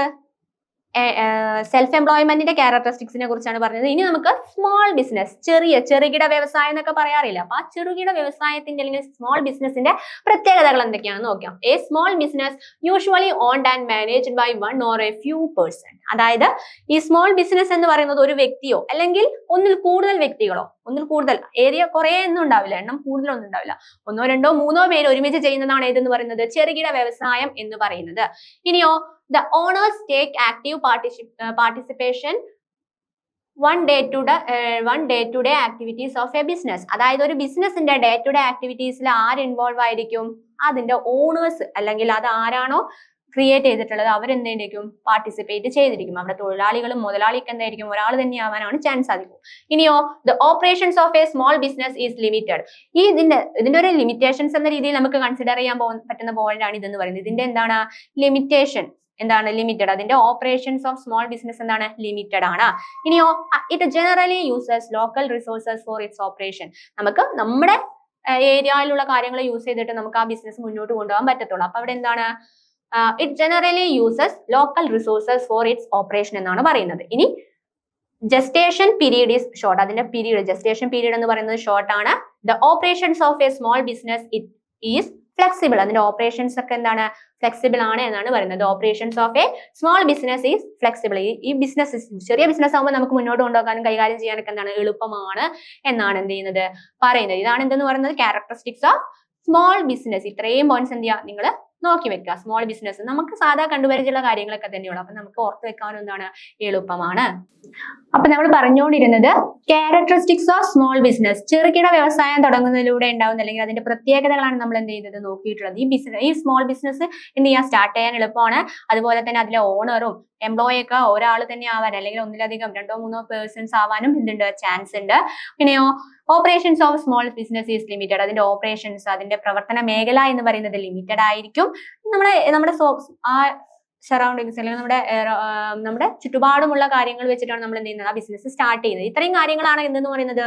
ഈ ക്യാരക്ടറിസ്റ്റിക്സ് ഓഫ് സ്മോൾ ബിസിനസ് എന്നതിൽ നമുക്ക് നോക്കാനുള്ളത്. ഇനി നോക്കിയേ, ടൈപ്സ് ഓഫ് സ്മോൾ ബിസിനസ്. നമുക്ക് കേട്ടുപരിചയം അല്ലെങ്കിൽ കണ്ടുപരിചയമുള്ള സ്മോൾ ബിസിനസ് ഏതൊക്കെയാണെന്നാണ് നോക്കാനുള്ളത്. നിങ്ങൾ ഈ ഇതിലെ അധിക പോയിന്റ്സ് നിങ്ങൾക്ക് എന്ത് ചെയ്യാം? കേട്ട് പരിചയം അല്ലെങ്കിൽ നിങ്ങൾക്ക് സുപരിചിതമായിട്ടുള്ള പോയിന്റ്സ് ആയിരിക്കും. നോക്കിയേ, cottage industries, trading industries, small scale enterprises, micro enterprises, village industries, ancillary industrial understandings. ഇതൊക്കെയാണ് എന്തെന്ന് പറയുന്നത്? ടൈപ്സ് ഓഫ് സ്മോൾ ബിസിനസ് എന്ന് പറയുന്നത്. ഇതൊക്കെയാണ് cottage industries, trading industries, small scale enterprises, micro enterprises, village industries, ancillaries industries understanding. Cottage ചെറുതല്ലേ? പിന്നെ അതുപോലെ തന്നെ എന്താ? സ്മോൾ, മൈക്രോ, വില്ലേജ്, ഇതൊക്കെ ചെറിയൊരു ഏരിയാസിനെ കോൺസെൻട്രേറ്റ് ചെയ്തുകൊണ്ട് തന്നെ അതിന്റെ ടൈപ്സ് നിങ്ങൾക്ക് പഠിക്കാൻ എളുപ്പമായിരിക്കും. Cottage industries, trading industries, small scale enterprises, അതുപോലെ തന്നെ micro enterprises, village industries, ancillary industry understandings. ഇനി ഇമ്പോർട്ടൻസ് ഓഫ് സ്മോൾ ബിസിനസ്. നമ്മൾ സെൽഫ് എംപ്ലോയ്മെന്റിന്റെ ഇമ്പോർട്ടൻസ് പഠിച്ചു. അതുപോലെ തന്നെ ഇനി പഠിക്കാനുള്ളത് എന്താണ്? സ്മോൾ ബിസിനസിന്റെ ഇമ്പോർട്ടൻസ് എന്തൊക്കെയാണെന്നാണ്. നോക്കിയേ, എന്തൊക്കെയാണ്? ലേബർ ഇന്റൻസീവ് ആണ്. എന്താണ്? ലേബർ ഇന്റൻസീവ് ആണ് ഏതെന്ന് പറയുന്നത്? ലേബർ ഇന്റൻസീവ് ആണ് സ്മോൾ ബിസിനസ് എന്ന് പറയുന്നത്. അതുപോലെ തന്നെ റൈസിംഗ് ലിവിംഗ് സ്റ്റാൻഡേർഡ്, നമ്മുടെ ലിവിംഗ് ഓഫ് സ്റ്റാൻഡേർഡ്, നമ്മുടെ ജീവിതത്തിന്റെ ഗുണനിലവാരം എന്ത് ചെയ്യും? കൂട്ടുന്നതായിരിക്കും. അതുപോലെ തന്നെ എന്താണ്? മൊബിലൈസേഷൻ ഓഫ് റിസോഴ്സസ് കൂടുതലായിട്ട് എന്ത് ചെയ്യാൻ പറ്റും? യൂസ് ചെയ്യാൻ സഹായിക്കും. ഇനി ജനറേറ്റ് എംപ്ലോയ്മെന്റ് ഓപ്പർച്യൂണിറ്റീസ് ഒക്കെ എന്ത് ചെയ്യും? സ്മോൾ ബിസിനസ്സിലൂടെ ക്രിയേറ്റ് ചെയ്യുന്നുണ്ട്. ഇപ്പൊ എന്താണ് നമ്മൾ നേരിടുന്ന ഒരു പ്രധാന പ്രശ്നം എന്ന് പറയുന്നത്? പഠിച്ചിറങ്ങുന്നവർക്ക് എന്ത് ചെയ്യില്ല? അവരുടെ യോഗ്യതയ്ക്ക് അനുസരിച്ച് എന്ത് കിട്ടുന്നില്ല? ജോലി കിട്ടുന്നില്ല എന്നുള്ളതാണ്. അപ്പൊ നമ്മൾ എന്ത് ചെയ്യുക? ജോലി കിട്ടുന്നില്ലെങ്കിൽ സ്വന്തമായിട്ട് ജോലി അല്ലെങ്കിൽ ഒരു ബിസിനസ് സ്റ്റാർട്ട് ചെയ്യാൻ നോക്കുക. അപ്പൊ എന്താണ്? Generate employment opportunities, less production cost. എന്താണ് പ്രൊഡക്ഷൻ കോസ്റ്റ്? സ്മോൾ ബിസിനസ് ആയതുകൊണ്ട് തന്നെ അവിടെ എന്തായിരിക്കും? പ്രൊഡക്ഷൻ കോസ്റ്റ് കുറവായിരിക്കും. ഇനിയോ പ്രൊമോട്ട് ബാലൻസ്ഡ് റീജിയണൽ ഡെവലപ്മെന്റ്. എന്താണ് നമ്മൾ ആ ഏരിയ, നമ്മൾ ആ ബിസിനസ് സ്റ്റാർട്ട് ചെയ്യുന്നതിലൂടെ ആ ഏരിയയ്ക്ക് കൂടിയാണ് എന്ത് ചെയ്യുന്നത്? ബ്രാൻഡ് നെയിമിൽ നമ്മൾ ആ ഏരിയയുടെ കൂടെ പേര് ചേർക്കുമ്പോൾ അറിയപ്പെടുന്ന, ആ പ്രൊഡക്റ്റിന്റെ കൂടെ അറിയപ്പെടുന്ന എന്താണ്? ആ ഒരു ഏരിയ കൂടിയാണ് എന്നുള്ളതും എന്താണ് ഇതിന്റെ ഒരു ഇമ്പോർട്ടൻസ് അല്ലെങ്കിൽ അതിന്റെ ഫീച്ചർ ആയിട്ട് നമുക്ക് കണക്കാക്കാം. നോക്കിയേ, labour intensive, rising living standard, mobilisation of resource, generate employment opportunity, less production cost, promote balanced regional development. അടുത്ത നമുക്ക് നോക്കാനുള്ളത് institutional support of small business. ഇതിന്റെ എന്ത് ചെയ്യുക? ഫുൾ ഫോം നിങ്ങൾ പഠിച്ചു വെക്കുക. അതിന്റെ ഷോർട്ടും പഠിച്ചു വെക്കുക, ഫുൾ ഫോമും പഠിച്ചു വെക്കുക. എന്ത് ചെയ്യാം? ഫുൾ ഫോം ചോദിക്കാൻ ചാൻസ് ഉണ്ട്. National small industrial corporation limited, അതിന് എന്താണ്? NSIC എന്ന് പറയും. NSIC എന്നാണ്. അതിന്റെ ഫുൾ ഫോം എന്താ? N ഫോർ നാഷണൽ, S എന്താണ്? സ്മോൾ, I ഇൻഡസ്ട്രിയൽ, അതുപോലെ തന്നെ C എന്താണ്? Corporation limited. National small industrial corporation limited. അതിന് നമ്മൾ എന്ത് പറയും? NSIC എന്ന് പറയും. ഇനിയോ നോക്കിയേ, state small industries development corporation. എന്താണ്? State small industrial development corporation, SSIDCS. എന്താണ്? State national industries development corporations എന്ന് പറയും. ഇനിയോ national bank for agricultural and rural development, NABARD. ഇത് നിങ്ങൾ എന്താണ് കേട്ട് പരിചയമുള്ള ഒരു വേർഡായിരിക്കും, നബാർഡ് എന്ന് പറയുന്നത്. എന്താണ്? National bank for agricultural and rural development എന്നുള്ളത്. Next, small industries development bank of India, SIDBI എന്ന് പറയും. നമ്മൾ എന്താണ്? Small industries development bank of India. ഇനി small industries service institution, SISIS. എന്താണ്? Small industries service institutions. ഇനിയോ ഡിസ്ട്രിക്ട് ഇൻഡസ്ട്രീസ് സെന്റർ, ഡിസ്ട്രിക്ട് ജില്ല തലത്തിലുള്ള ഡിസ്ട്രിക്ട് ഇൻഡസ്ട്രീസ് സെന്റേഴ്സ്. ഇത്രയും എന്ത് ചെയ്യുക? ഇൻസ്റ്റിറ്റ്യൂഷൻസ് നിങ്ങൾ എന്ത് ചെയ്യുക? ഓർത്ത് വെക്കുക. അതിന്റെ ഫുൾ ഫോം ഓർത്ത് വെക്കുക. ചോദിച്ചു കണ്ടിട്ടുള്ളതാണ്. ഇനി അടുത്ത ചാപ്റ്റർ ആയിട്ടുള്ള 21ാമത്തെ ചാപ്റ്റർ ആണിത് നമുക്ക് നോക്കാനുള്ളത്. 21ാമത്തെ ചാപ്റ്റർ എന്താണ്? Job employment. നമ്മൾ സെൽഫ് എംപ്ലോയ്മെന്റിനെ കുറിച്ച് പഠിച്ചു. ഇനി എന്താണ് നമുക്ക് ജോബ് എംപ്ലോയ്മെന്റിനെ കുറിച്ച് ആണ് എന്ത് 21ാമത്തെ ചാപ്റ്ററിൽ നോക്കാനുള്ളത്. നോക്കിയേ, sources of information about job vacancies. അതായത് നമ്മളൊക്കെ എന്ത് ചെയ്യുക? പഠിച്ചിറങ്ങിയിരിക്കുകയാണ്. അപ്പൊ നമുക്ക് എന്ത് ജോലിയാണ് എനിക്ക് പറ്റുന്നത്, എനിക്ക് പറ്റിയ ജോലിയൊക്കെ എവിടുന്ന കിട്ടുക, ഇതൊക്കെ എന്താണ് ഒരാളുടെ അല്ലെങ്കിൽ ഒരു വിദ്യാർത്ഥിയുടെ മനസ്സിലുണ്ടാവുന്ന ചോദ്യങ്ങളാണ്. എനിക്ക് പറ്റിയ ജോലി എന്താണ്, ഞാൻ എന്താണ് ചെയ്യുക, ഇനി എനിക്ക് പെട്ടെന്നൊരു ജോലി കിട്ടാൻ ഞാൻ എന്താണ് ചെയ്യേണ്ടത്, ഇതൊക്കെ ഒരാളുടെ മനസ്സിലിറങ്ങുന്ന ക്വസ്റ്റ്യൻസ് ആണ്. അപ്പോൾ എന്താണ് ഈ ഏരിയാസ് അല്ലെങ്കിൽ ഈ പാഠം എന്ന് പറയുന്നത് നമുക്ക് എല്ലാവർക്കും ഇമ്പോർട്ടൻസ്, എല്ലാവരെ സംബന്ധിച്ചിടത്താണ് ഇമ്പോർട്ടന്റ് ആയിട്ടുള്ള ചാപ്റ്റർ ആണ്. അപ്പൊ എന്താണ് sources of information about job vacancies. Job vacancies എവിടെ നിന്നൊക്കെയാണ് നമുക്ക് അറിയാൻ സാധിക്കുക എന്നുള്ളതാണ്. നോക്കിയേ, ഏതൊക്കെയാണ്? ഒന്നെന്താണ്? Employment exchange. എന്താണ്? നമ്മൾ എംപ്ലോയ്മെന്റ് എക്സ്ചേഞ്ച്, നമ്മൾ എല്ലാവരും എന്ത് ചെയ്തിട്ടുണ്ടായിരിക്കും? എംപ്ലോയ്മെന്റ് എക്സ്ചേഞ്ചിൽ 10 കഴിഞ്ഞാലും +2 കഴിഞ്ഞാലും ഡിഗ്രി കഴിഞ്ഞാലൊക്കെ അതൊക്കെ ആഡ് ചെയ്ത് പുതുക്കുന്ന ആളുകളാണ്. അപ്പൊ എംപ്ലോയ്മെന്റ് എക്സ്ചേഞ്ച് എന്ന് പറയുന്നത് എന്താണ്? നമ്മളെ വേക്കൻസീസ് വരുമ്പോൾ അവർ റിപ്പോർട്ട് ചെയ്ത് നമ്മളെ യോഗ്യതയ്ക്ക് അനുസരിച്ചാണെങ്കിൽ എന്ത് ചെയ്യും? നമുക്ക് എന്ത് ചെയ്യും? കരാർ അടിസ്ഥാനത്തിൽ അല്ലെങ്കിൽ ദിവസക്കൂലിക്കൊക്കെ നമുക്ക് നമ്മൾ എന്ത് ചെയ്യും? അപ്പോയിന്റ് ചെയ്യും. അപ്പൊ എന്താണ് എംപ്ലോയ്മെന്റ് എക്സ്ചേഞ്ച്. ഇനി എംപ്ലോയ്മെന്റ് ന്യൂസസ്, അതായത് ഒരുപാട് എംപ്ലോയ്മെന്റ് ന്യൂസസ് നമ്മുടെ സാധാ പത്രത്തിലും എംപ്ലോയ്മെന്റ് ന്യൂസസ് മാത്രമുള്ള പത്രങ്ങളൊക്കെ നമുക്ക് അവൈലബിൾ ആയിട്ടുള്ളതാണ്. അപ്പൊ എംപ്ലോയ്മെന്റ് ന്യൂസസ് ഒക്കെ എന്ത് ചെയ്യും? നമുക്ക് അതിലൂടെയൊക്കെ എന്ത് ചെയ്യാൻ പറ്റും? അറിയാൻ പറ്റും. ഇനിയോ ഇന്റർനെറ്റ്, ഇപ്പൊ എല്ലാം യൂട്യൂബിലായിക്കോട്ടെ ഇൻസ്റ്റയിലായിക്കോട്ടെ ഒക്കെ എന്തുണ്ടായിരിക്കും? വേക്കൻസീസ്, ഇത്രയും വേക്കൻസി ഉണ്ട് എന്നുള്ള ഒരു ഇന്റർനെറ്റ് മുഖേനയൊക്കെ എന്ത് ചെയ്യുന്നുണ്ട്? നമ്മളിലേക്ക് എത്തുന്നുണ്ട് ആ ഇൻഫർമേഷൻസ്. ലീഫ്ലെറ്റ്സ്, അതുപോലെ തന്നെ എന്താണ് നോട്ടീസ് ബോർഡ്, ഓരോ നോട്ടീസ് ബോർഡുകളിലൊക്കെ കാണാൻ സാധിക്കും. ഇനി ടെലിവിഷൻ ആൻഡ് റേഡിയോ, നമ്മുടെ ടിവികളിൽ പരസ്യ രൂപത്തിലും റേഡിയോസിലൂടെ ഒക്കെ എന്തറിയാൻ പറ്റും? ജോബ് വേക്കൻസീസിനെ കുറിച്ച് നമുക്ക് അറിയാൻ പറ്റും. ഇനി മൊബൈൽ ഫോൺസ്, നമ്മൾ യൂസ് ചെയ്യുന്ന മൊബൈൽ ഫോൺസിൽ എന്താണ് ഇൻഫോർമേഷൻസ് മെസ്സേജ് ഒക്കെ ആയിട്ടൊക്കെ എന്താണ് വരാറുണ്ട് അധികം. ഇനി ഫ്രണ്ട്സ് ആൻഡ് റിലേറ്റീവ്സ്, നമ്മുടെ നല്ല ഫ്രണ്ട്സും റിലേറ്റീവ്സും ഒക്കെ എന്ത് ചെയ്യും? ഇവിടെ വേക്കൻസി ഉണ്ടെങ്കിൽ നിനക്കൊന്ന് പോയി നോക്കി കൂടെ, ഇന്റർവ്യൂ നടക്കുന്നുണ്ട് എന്നുള്ള കാര്യങ്ങളൊക്കെ നമ്മളിലേക്ക് എത്തിക്കുന്ന നല്ലൊരു ഫ്രണ്ട്സും റിലേറ്റീവ്സും ഉണ്ട്. ഇനിയോ പ്ലേസ്മെന്റ് ഏജൻസീസ്, അതായത് നമുക്ക് പ്ലേസ്മെന്റ് ഏജൻസീസ് തന്നെ ഇപ്പൊ എല്ലാ ഏരിയാസിലും ഉണ്ട്. അപ്പൊ എന്ത് ചെയ്യാൻ? ആ പ്ലേസ്മെന്റ് ഏജൻസിയിലും നമ്മുടെ പേരും നമ്മുടെ ക്വാളിഫിക്കേഷൻസ് ഒക്കെ ആഡ് ചെയ്ത് കൊടുത്ത് അല്ലെങ്കിൽ കൊടുത്തു കഴിഞ്ഞാൽ അവരെന്ത് ചെയ്യും? പറ്റിയ കമ്പനിയുമായിട്ട് നമ്മുടെ ക്വാളിഫിക്കേഷൻ മാച്ച് ചെയ്തിട്ട് നമ്മൾ എന്ത് ചെയ്യും? പ്ലേസ് ചെയ്യും. അപ്പൊ നമുക്ക് തിരഞ്ഞു പോകേണ്ട ആവശ്യമില്ല. അവരെ നമുക്ക് സ്യൂട്ടബിൾ ആയിട്ടുള്ള തിരഞ്ഞെടുത്തിട്ട് നമ്മൾ അവിടേക്ക് ഒന്ന് ഇന്റർവ്യൂസിനൊക്കെ ആയിട്ട് നമ്മളെ അയക്കും. അപ്പൊ പ്ലേസ്മെന്റ് ഏജൻസി അതിന് നിശ്ചിത ചാർജസ് ഒക്കെ ഈടാക്കുന്നുണ്ട്. ഒരു കാര്യമൊക്കെ ഓർത്ത് വെക്കുക. അപ്പൊ sources of information of job vacancies ഏതൊക്കെയാണ്? നിങ്ങൾക്ക് കണ്ടും കേട്ടും പരിചയമുള്ള സാധനം തന്നെയുള്ളൂ. ഏതൊക്കെയാണ്? എംപ്ലോയ്മെന്റ് എക്സ്ചേഞ്ച്, അതുപോലെ തന്നെ എംപ്ലോയ്മെന്റ് ന്യൂസസിലൂടെ, internet, leaflets, notice board, television and radio, mobile phones, friends and relatives, placement agencies. ഇത്രയും പോയിന്റ്സ് ഓർത്ത് വെക്കുക. ഇനിയോ procedures of employment exchange registration. Employment exchange രജിസ്ട്രേഷനിൽ അതിന് വേണ്ട പ്രോസസ് ഒക്കെ എന്തൊക്കെയാണെന്ന് നിങ്ങൾക്ക് അറിയാവുന്ന പ്രോസസ്സേ നമുക്ക് ഇവിടെയും തന്നെ പഠിക്കാനുള്ളൂ. എന്താണുള്ളത്? Visit the exchange and apply. നമ്മൾ ആദ്യം എന്ത് പോകും? എംപ്ലോയ്മെന്റ് എക്സ്ചേഞ്ച് പോകും. എന്നിട്ട് എന്ത് ചെയ്യും? അക്ഷയ മുഖേനയോ എങ്ങനെയെങ്കിലും നമ്മൾ എന്ത് ചെയ്യും? ഒരു ആപ്ലിക്കേഷൻ കൊടുക്കും. ഇനിയോ fill the card and attach document. പോയവർക്ക് അറിയാം എന്ത് ചെയ്യും? അവർ എന്ത് ചെയ്യും? ഒരു കാർഡ് തരും നമുക്ക്. ആ കാർഡിൽ നമ്മുടെ ഡീറ്റെയിൽസ് ഒക്കെ നമ്മൾ എന്ത് ചെയ്യുക? ഫിൽ ചെയ്ത് കൊടുക്കുക. ഇനിയോ verification and attestation by the exchange. നമ്മൾ എന്ത് ചെയ്യും? അത് അവരെന്ത് ചെയ്യും? ഒന്ന് വെരിഫൈ ചെയ്തിട്ട് അവരുടെ എന്ത് ചെയ്യും? അറ്റസ്റ്റേഷൻ നൽകും. എന്തൊക്കെയാണ്? Verification and attestation by the exchange. ഇനി a registration card will be given to the applicant. അത് കഴിഞ്ഞ് അവരെന്ത് ചെയ്യും? രജിസ്ട്രേഷൻ കാർഡ് തരും. എന്നിട്ട് അതിലെന്തുണ്ടായിരിക്കും? നെക്സ്റ്റ് നമ്മൾ എപ്പോഴാണ് അല്ലെങ്കിൽ നെക്സ്റ്റ് ഇയർ എപ്പോഴാണ് നമ്മൾ അത് പുതുക്കേണ്ടതെന്ന് തീയതി കൂടി അതിൽ എന്ത് ചെയ്യും? എഴുതിയിട്ടുണ്ടായിരിക്കും. അപ്പൊ അതൊക്കെ നിങ്ങൾക്ക് എല്ലാവർക്കും അറിയുന്ന കാര്യം തന്നെ ഉള്ളൂ. ഇനി റോള്, അതായത് ഈ എംപ്ലോയ്മെന്റ് എക്സ്ചേഞ്ച് ഇതിന്റെയൊക്കെ എന്താണ് റോൾ, എന്താണ് നമ്മുടെ സമൂഹത്തിലുള്ളത്? എന്തൊക്കെയാണ്? Registration and placement. രജിസ്ട്രേഷനും പ്ലേസ്മെന്റിനൊക്കെ സഹായിക്കുന്നുണ്ട്. Collection of employment market information. Employment ഇൻഫർമേഷനെ കുറിച്ചുള്ള കാര്യങ്ങളൊക്കെ നമുക്ക് അറിയാൻ സാധിക്കും. ഇനി career counselling and vacation guidance. ഇതിലൂടെ കരിയർ വെക്കേഷൻസിലൂടെയും അതുപോലെ തന്നെ എന്താണ് വെക്കേഷൻ ഗൈഡൻസിലൂടെയൊക്കെ അറിയാൻ പറ്റും. Career counselling and vacation guidance. ഇനിയോ സ്പെഷ്യലൈസ്ഡ് സ്റ്റഡി. സ്പെഷ്യലൈസ്ഡ് സ്റ്റഡിക്ക് സാധിക്കുന്നു. ഇനി disbursement of unemployment allowance. Unemployment allowance. ഇതൊക്കെ എന്താണ് റോൾ എന്നതിൽ പഠിക്കാനുള്ള പോയിന്റ്. ഇതൊക്കെയാണ് registration and placement, collection of employment market information, career counselling and vacation guidance, specialised study, disbursement of unemployment allowance. ഇനി എംപ്ലോയ്മെന്റ് ടെസ്റ്റസ്, അതായത് ജോലിക്ക് നമുക്ക് എന്തുണ്ട്? കുറെ ടെസ്റ്റസും കാര്യങ്ങളൊക്കെ ഉണ്ട്. നിങ്ങൾക്ക് അറിയാവുന്നതാണ്. റിട്ടൺ ടെസ്റ്റ് ഉണ്ട്, ഫിസിക്കൽ ടെസ്റ്റ് ഉണ്ട്, ടെസ്റ്റ് ഒക്കെ ഉണ്ട്.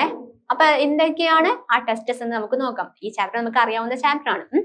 നോക്കിയേ, എംപ്ലോയ്മെന്റ് ടെസ്റ്റ് നമ്മളെല്ലാവരും ഈ പ്രോസസ്സിലൂടെ ഒക്കെ കടന്നു പോയത് അതുകൊണ്ട് തന്നെ പഠിക്കാൻ എളുപ്പവുമാണ്. എന്താണ്? റിട്ടൺ ടെസ്റ്റ് ഉണ്ടായിരിക്കും. Or physical fitness test. ഇത് ചില കമ്പനീസിലും അതുപോലെ തന്നെ നമ്മളെ ആർമി, പോലീസ് അതുപോലുള്ള കാര്യങ്ങളിലൊക്കെ നമുക്ക് എന്ത് ചെയ്യും? ഫിറ്റ്നസ് ടെസ്റ്റ് കാണാൻ പറ്റും. ഇനി ഇന്റർവ്യൂസ് എല്ലാവർക്കും ഉണ്ടാവുന്ന ഒന്നാണെന്ന് പറയുന്നത് ഇന്റർവ്യൂ എന്ന് പറയുന്നത്. ഇന്റർവ്യൂ ബോർഡ് ആയിരിക്കും നമ്മൾ ആദ്യമായിട്ട് മീറ്റ് ചെയ്യുന്നത്. എന്തായിരിക്കും? ടെലിഫോണിക് ഇന്റർവ്യൂ ഉണ്ടായിരിക്കാം, ടെലി കോൺഫറൻസ് മുഖേനയുള്ള ഇന്റർവ്യൂ ഉണ്ടായിരിക്കാം, ചാറ്റിങ്ങിലൂടെയുള്ള ഇന്റർവ്യൂ ഉണ്ടായിരിക്കാം, ഫേസ് ടു ഫേസ് ഇന്റർവ്യൂസും ഉണ്ടായിരിക്കാം. അപ്പൊ ഏതൊക്കെയാണ് എംപ്ലോയ്മെന്റ് ടെസ്റ്റ്? റിട്ടൺ ടെസ്റ്റ് ഉണ്ട്, ഫിസിക്കൽ ഓർ ഫിറ്റ്നസ് ടെസ്റ്റ് ഉണ്ട്, ഇന്റർവ്യൂസിൽ എന്തൊക്കെയുണ്ട്? ടെലിഫോണിക് ഉണ്ട്, ടെലി കോൺഫറൻസിലൂടെ ഉണ്ട്, ചാറ്റിംഗ്, ഫേസ് ടു ഫേസ് ഉണ്ട്. ഇത്രയുമാണ് ആ 21ാമത്തെ ചാപ്റ്ററിൽ നമുക്ക് ഇമ്പോർട്ടന്റ് ആയിട്ട് നോക്കാനുള്ളത് എന്ന് പറയുന്നത്. നമുക്ക് ഡെയിലി കാണുന്ന ആ ഏരിയാസിനൊക്കെ ഒരു ക്വസ്റ്റ്യൻ വന്നാൽ നമുക്ക് എന്ത് ചെയ്യാം?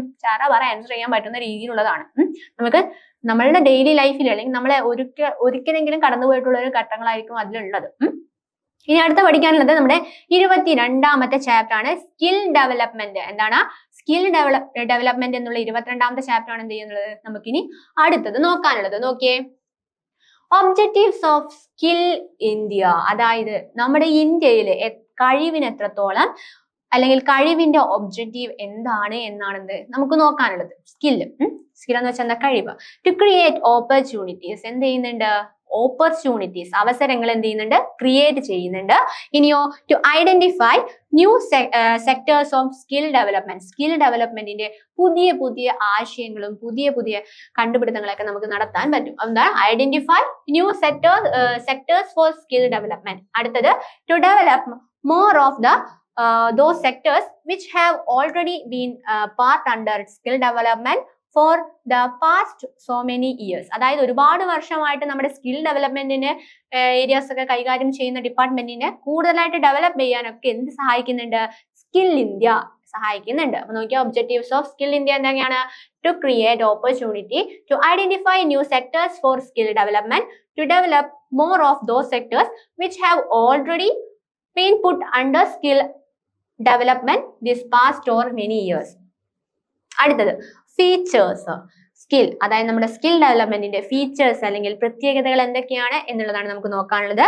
The emphasise to skill is to skill the youth in such a way so that get employment and also improve the entrepreneurship. അതായത് ഈ സ്കില്ല് ക്രിയേറ്റ് ചെയ്യുന്നതിലൂടെ അവർക്ക് എന്താണ് ആ ബിസിനസ്സിൽ അല്ലെങ്കിൽ ഒരു എന്റർപ്രണർ ആയി തീരാൻ അയാളുടെ അവരുടെ സ്കിൽ എന്താണ്, അവർക്ക് എന്താണ് അതിനൊരു മോട്ടിവേഷൻ എന്ന രീതിയിലാണ് അവരുടെ യൂത്തിന് നമ്മൾ അത് നൽകുന്നത്. അപ്പൊ youth the emphasise to skill the youth in such a way that got the employment and also improve the entrepreneurship. ഇനിയോ provide training support and guidance for all occupations. ഏത് ജോലി ആയിക്കോട്ടെ അതിലേക്ക് വേണ്ടിയിട്ടുള്ള എന്താണ് പ്രിപ്പറേഷൻ അവർ അതിലേക്ക് മേക്ക് ചെയ്തിട്ടുണ്ട്. ട്രെയിനിങ്ങിലൂടെയും സപ്പോർട്ടിങ്ങിലൂടെയും അവർക്ക് ഗൈഡൻസ് ഒക്കെ കൊടുത്ത് അവരെ മുന്നോട്ട് നയിക്കുന്നത് എന്താണ് സ്കിൽ ഡെവലപ്മെന്റ് ആണ്. ഇനിയോ skill India programme would be to create hallmark called rural India skill. അതായത് ഈ സ്കിൽ ഇന്ത്യ എന്നുള്ളത് നമ്മളെ അറിയപ്പെടുന്നത് എങ്ങനെയാണ്, റൂറൽ ഇന്ത്യ സ്കിൽ എന്ന പേരിലാണ് നമുക്കിടയിൽ അറിയപ്പെടുന്നത്. അതായത് ഈ സ്കില്ല് നമ്മൾ ആ കഴിവ് വളർത്തിയെടുക്കുന്നതിലൂടെ നമുക്ക് ഉണ്ടാകുന്ന ഫീച്ചേഴ്സ് അല്ലെങ്കിൽ നമുക്ക് അതിലുണ്ടാകുന്ന പ്രത്യേകതകൾ എന്തൊക്കെയാണ് എന്നുള്ളതാണ്. ഒന്ന് എന്താണ് പറയുന്നത്, നമ്മൾ ഒരു എന്റർപ്രണർഷിപ്പ് അല്ലെങ്കിൽ ആ എംപ്ലോയ്മെന്റിൽ കൂടുതലായിട്ട് നമ്മൾ എന്ത് ചെയ്യും, അതിലേക്ക് ആ ഒരു ഏരിയ എങ്ങനെ ഡീൽ ചെയ്യണം എന്നതിലേക്ക് നമ്മളുടെ സ്കില്ല് വളർത്തിയെടുക്കാൻ എന്ത് സഹായിക്കും, സ്കിൽ ഇന്ത്യ പ്രോഗ്രാം നമ്മളെ സഹായിക്കും. ഇനി അടുത്ത എന്താ പറയുന്നത്, പ്രൊവൈഡ് ട്രെയിനിങ് സപ്പോർട്ട് ഗൈഡൻസ്. നമുക്ക് ആവശ്യമായിട്ടുള്ള എംപ്ലോയ്മെന്റിലേക്ക് ആവശ്യമായിട്ടുള്ള ട്രെയിനിങ്ങും സപ്പോർട്ടും ഗൈഡൻസും ഒക്കെ എന്ത് ചെയ്യുന്നുണ്ട്, ഇതിലൂടെ പ്രൊവൈഡ് ചെയ്യുന്നുണ്ട്. നെക്സ്റ്റ് പറയുന്നത് എന്താ, സ്കിൽ ഇന്ത്യ പ്രോഗ്രാം. ഇന്ത്യയിലെ ആ സ്കിൽ ഇന്ത്യ പ്രോഗ്രാം അറിയപ്പെടുന്നത് റൂറൽ ഇന്ത്യ സ്കിൽ എന്നാണ്. റൂറൽ ഇന്ത്യ സ്കിൽ എന്ന പേരിലാണ് എന്ത് ചെയ്യുന്നത്, അത് നമ്മളൊക്കെ അറിയപ്പെടുന്നത്.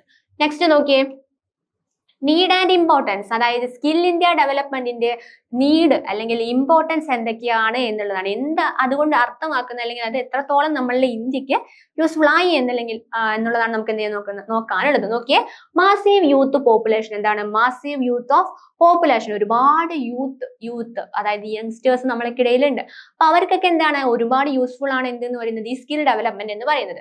Support for industrial and agricultural growth. ഇത് എന്തിൽ സഹായിക്കുന്നുണ്ട്, ഇൻഡസ്ട്രിയൽ വ്യവസായികപരവും കാർഷികപരവുമായിട്ടുള്ള അഗ്രികൾച്ചർ ഫീൽഡിലൊക്കെ എന്ത് ചെയ്യുന്നുണ്ട്, സപ്പോർട്ടീവ് ആണ് എന്നാണ് പറയുന്നത്. ഇനിയോ promotion of entrepreneurship and SMES എന്ന് വെച്ചാൽ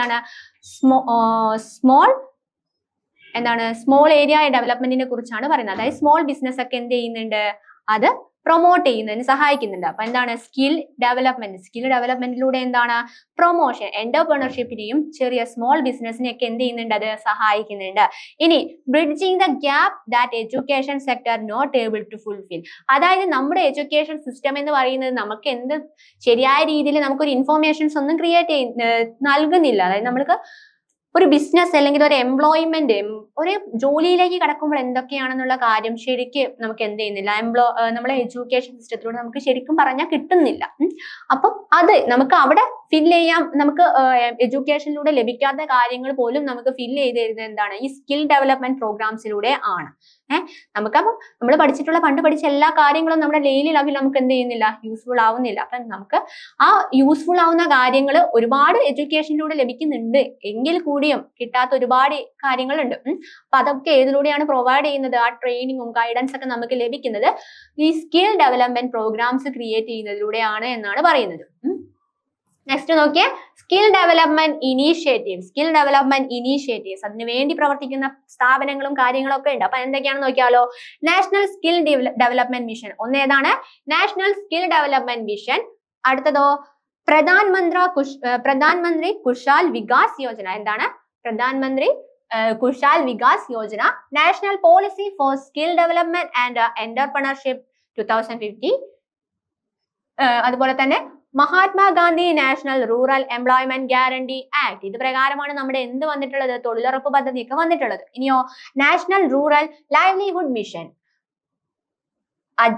അതുപോലെ തന്നെ ദീൻ ദയാൽ ഉപാധ്യായ ഗ്രാം കൗശൽ യോജന. ഇത് പല പേരുകളും നിങ്ങൾക്ക് എന്താണ് സുപരിചിതമായിട്ടുള്ളതായിരിക്കും. ചിലത് നിങ്ങൾക്ക് അറിയാത്ത ടേംസും ഉണ്ട്. ഇതൊക്കെയാണ് എന്തെന്ന് പറയുന്നത്, നമ്മുടെ സ്കിൽ ഡെവലപ്മെന്റിന് വേണ്ടിയിട്ടുള്ള ഇനീഷ്യേറ്റീവ്സ് അല്ലെങ്കിൽ അത് വേണ്ടി പ്രൊമോട്ട് ചെയ്യുന്ന സ്ഥാപനങ്ങൾ അല്ലെങ്കിൽ അതുമായി ബന്ധപ്പെട്ടുള്ള കാര്യങ്ങൾ. എന്തൊക്കെയാണ്, national skill development mission, Pradhan Mantri Kaushal Vikas Yojana, PMKVY എന്നുള്ളതൊക്കെ ഷോർട്ട് ഫോം ഒക്കെ ആയിരിക്കും നിങ്ങൾ അധികവും അറിയുന്നത്. ഇനി national policy for skill development and entrepreneurship Mahatma Gandhi national rural employment guarantee scheme. അടുത്തത് national rural livelihood mission, Deen Dayal Upadhyaya Gram Kaushal. ഇനി നമുക്ക് നോക്കാനുള്ളത് നമ്മുടെ ലാസ്റ്റ് ചാപ്റ്റർ ആയിട്ടുള്ള 23ാമത്തെ ചാപ്റ്റർ ആണ് മോഡേൺ മോഡ്സ് ഓഫ് ബിസിനസ്. ബിസിനസിന്റെ മോഡ്സ് ഏതൊക്കെയാണ്, വഴികൾ ഏതൊക്കെയാണ്, ബിസിനസിന്റെ പുതിയ ഓപ്പർച്യൂണിറ്റീസ് എങ്ങനെയെല്ലാം ക്രിയേറ്റ് ചെയ്യുന്നുണ്ട്, ബിസിനസിന്റെ പുതിയ ഐഡിയാസ് എന്തൊക്കെയാണ്, അതിൽ എന്തൊക്കെ മാറ്റങ്ങൾ വന്നു, എന്തൊക്കെ മാറ്റങ്ങൾ വരുത്താം, ഇതൊക്കെയാണ് എന്ത് ചെയ്യുന്നത് ഈ 23ാമത്തെ ചാപ്റ്ററിൽ നമുക്ക് നോക്കാനുള്ളത്. 23ാമത്തെ ചാപ്റ്റർ എന്താണ്, നമുക്ക് ഇമ്പോർട്ടന്റ് ആയിട്ടുള്ള ചാപ്റ്റർ ആണ് 23ാമത്തെ ചാപ്റ്റർ. എന്താണ് മോഡേൺ മോഡ്സ് ഓഫ് ബിസിനസ് എന്ന് ഉള്ളത്. നമുക്ക് സാധാരണ കേട്ടുപരിചയമുള്ളതിൽ നിന്നും വ്യത്യസ്തമായിട്ട് പുതിയ ഐഡിയാസ് എന്തൊക്കെയാണ് ഉള്ളത്, എന്തൊക്കെ വഴികളുണ്ട് എന്നുള്ളത് നമുക്ക് എന്ത് ചെയ്യാം നോക്കാം.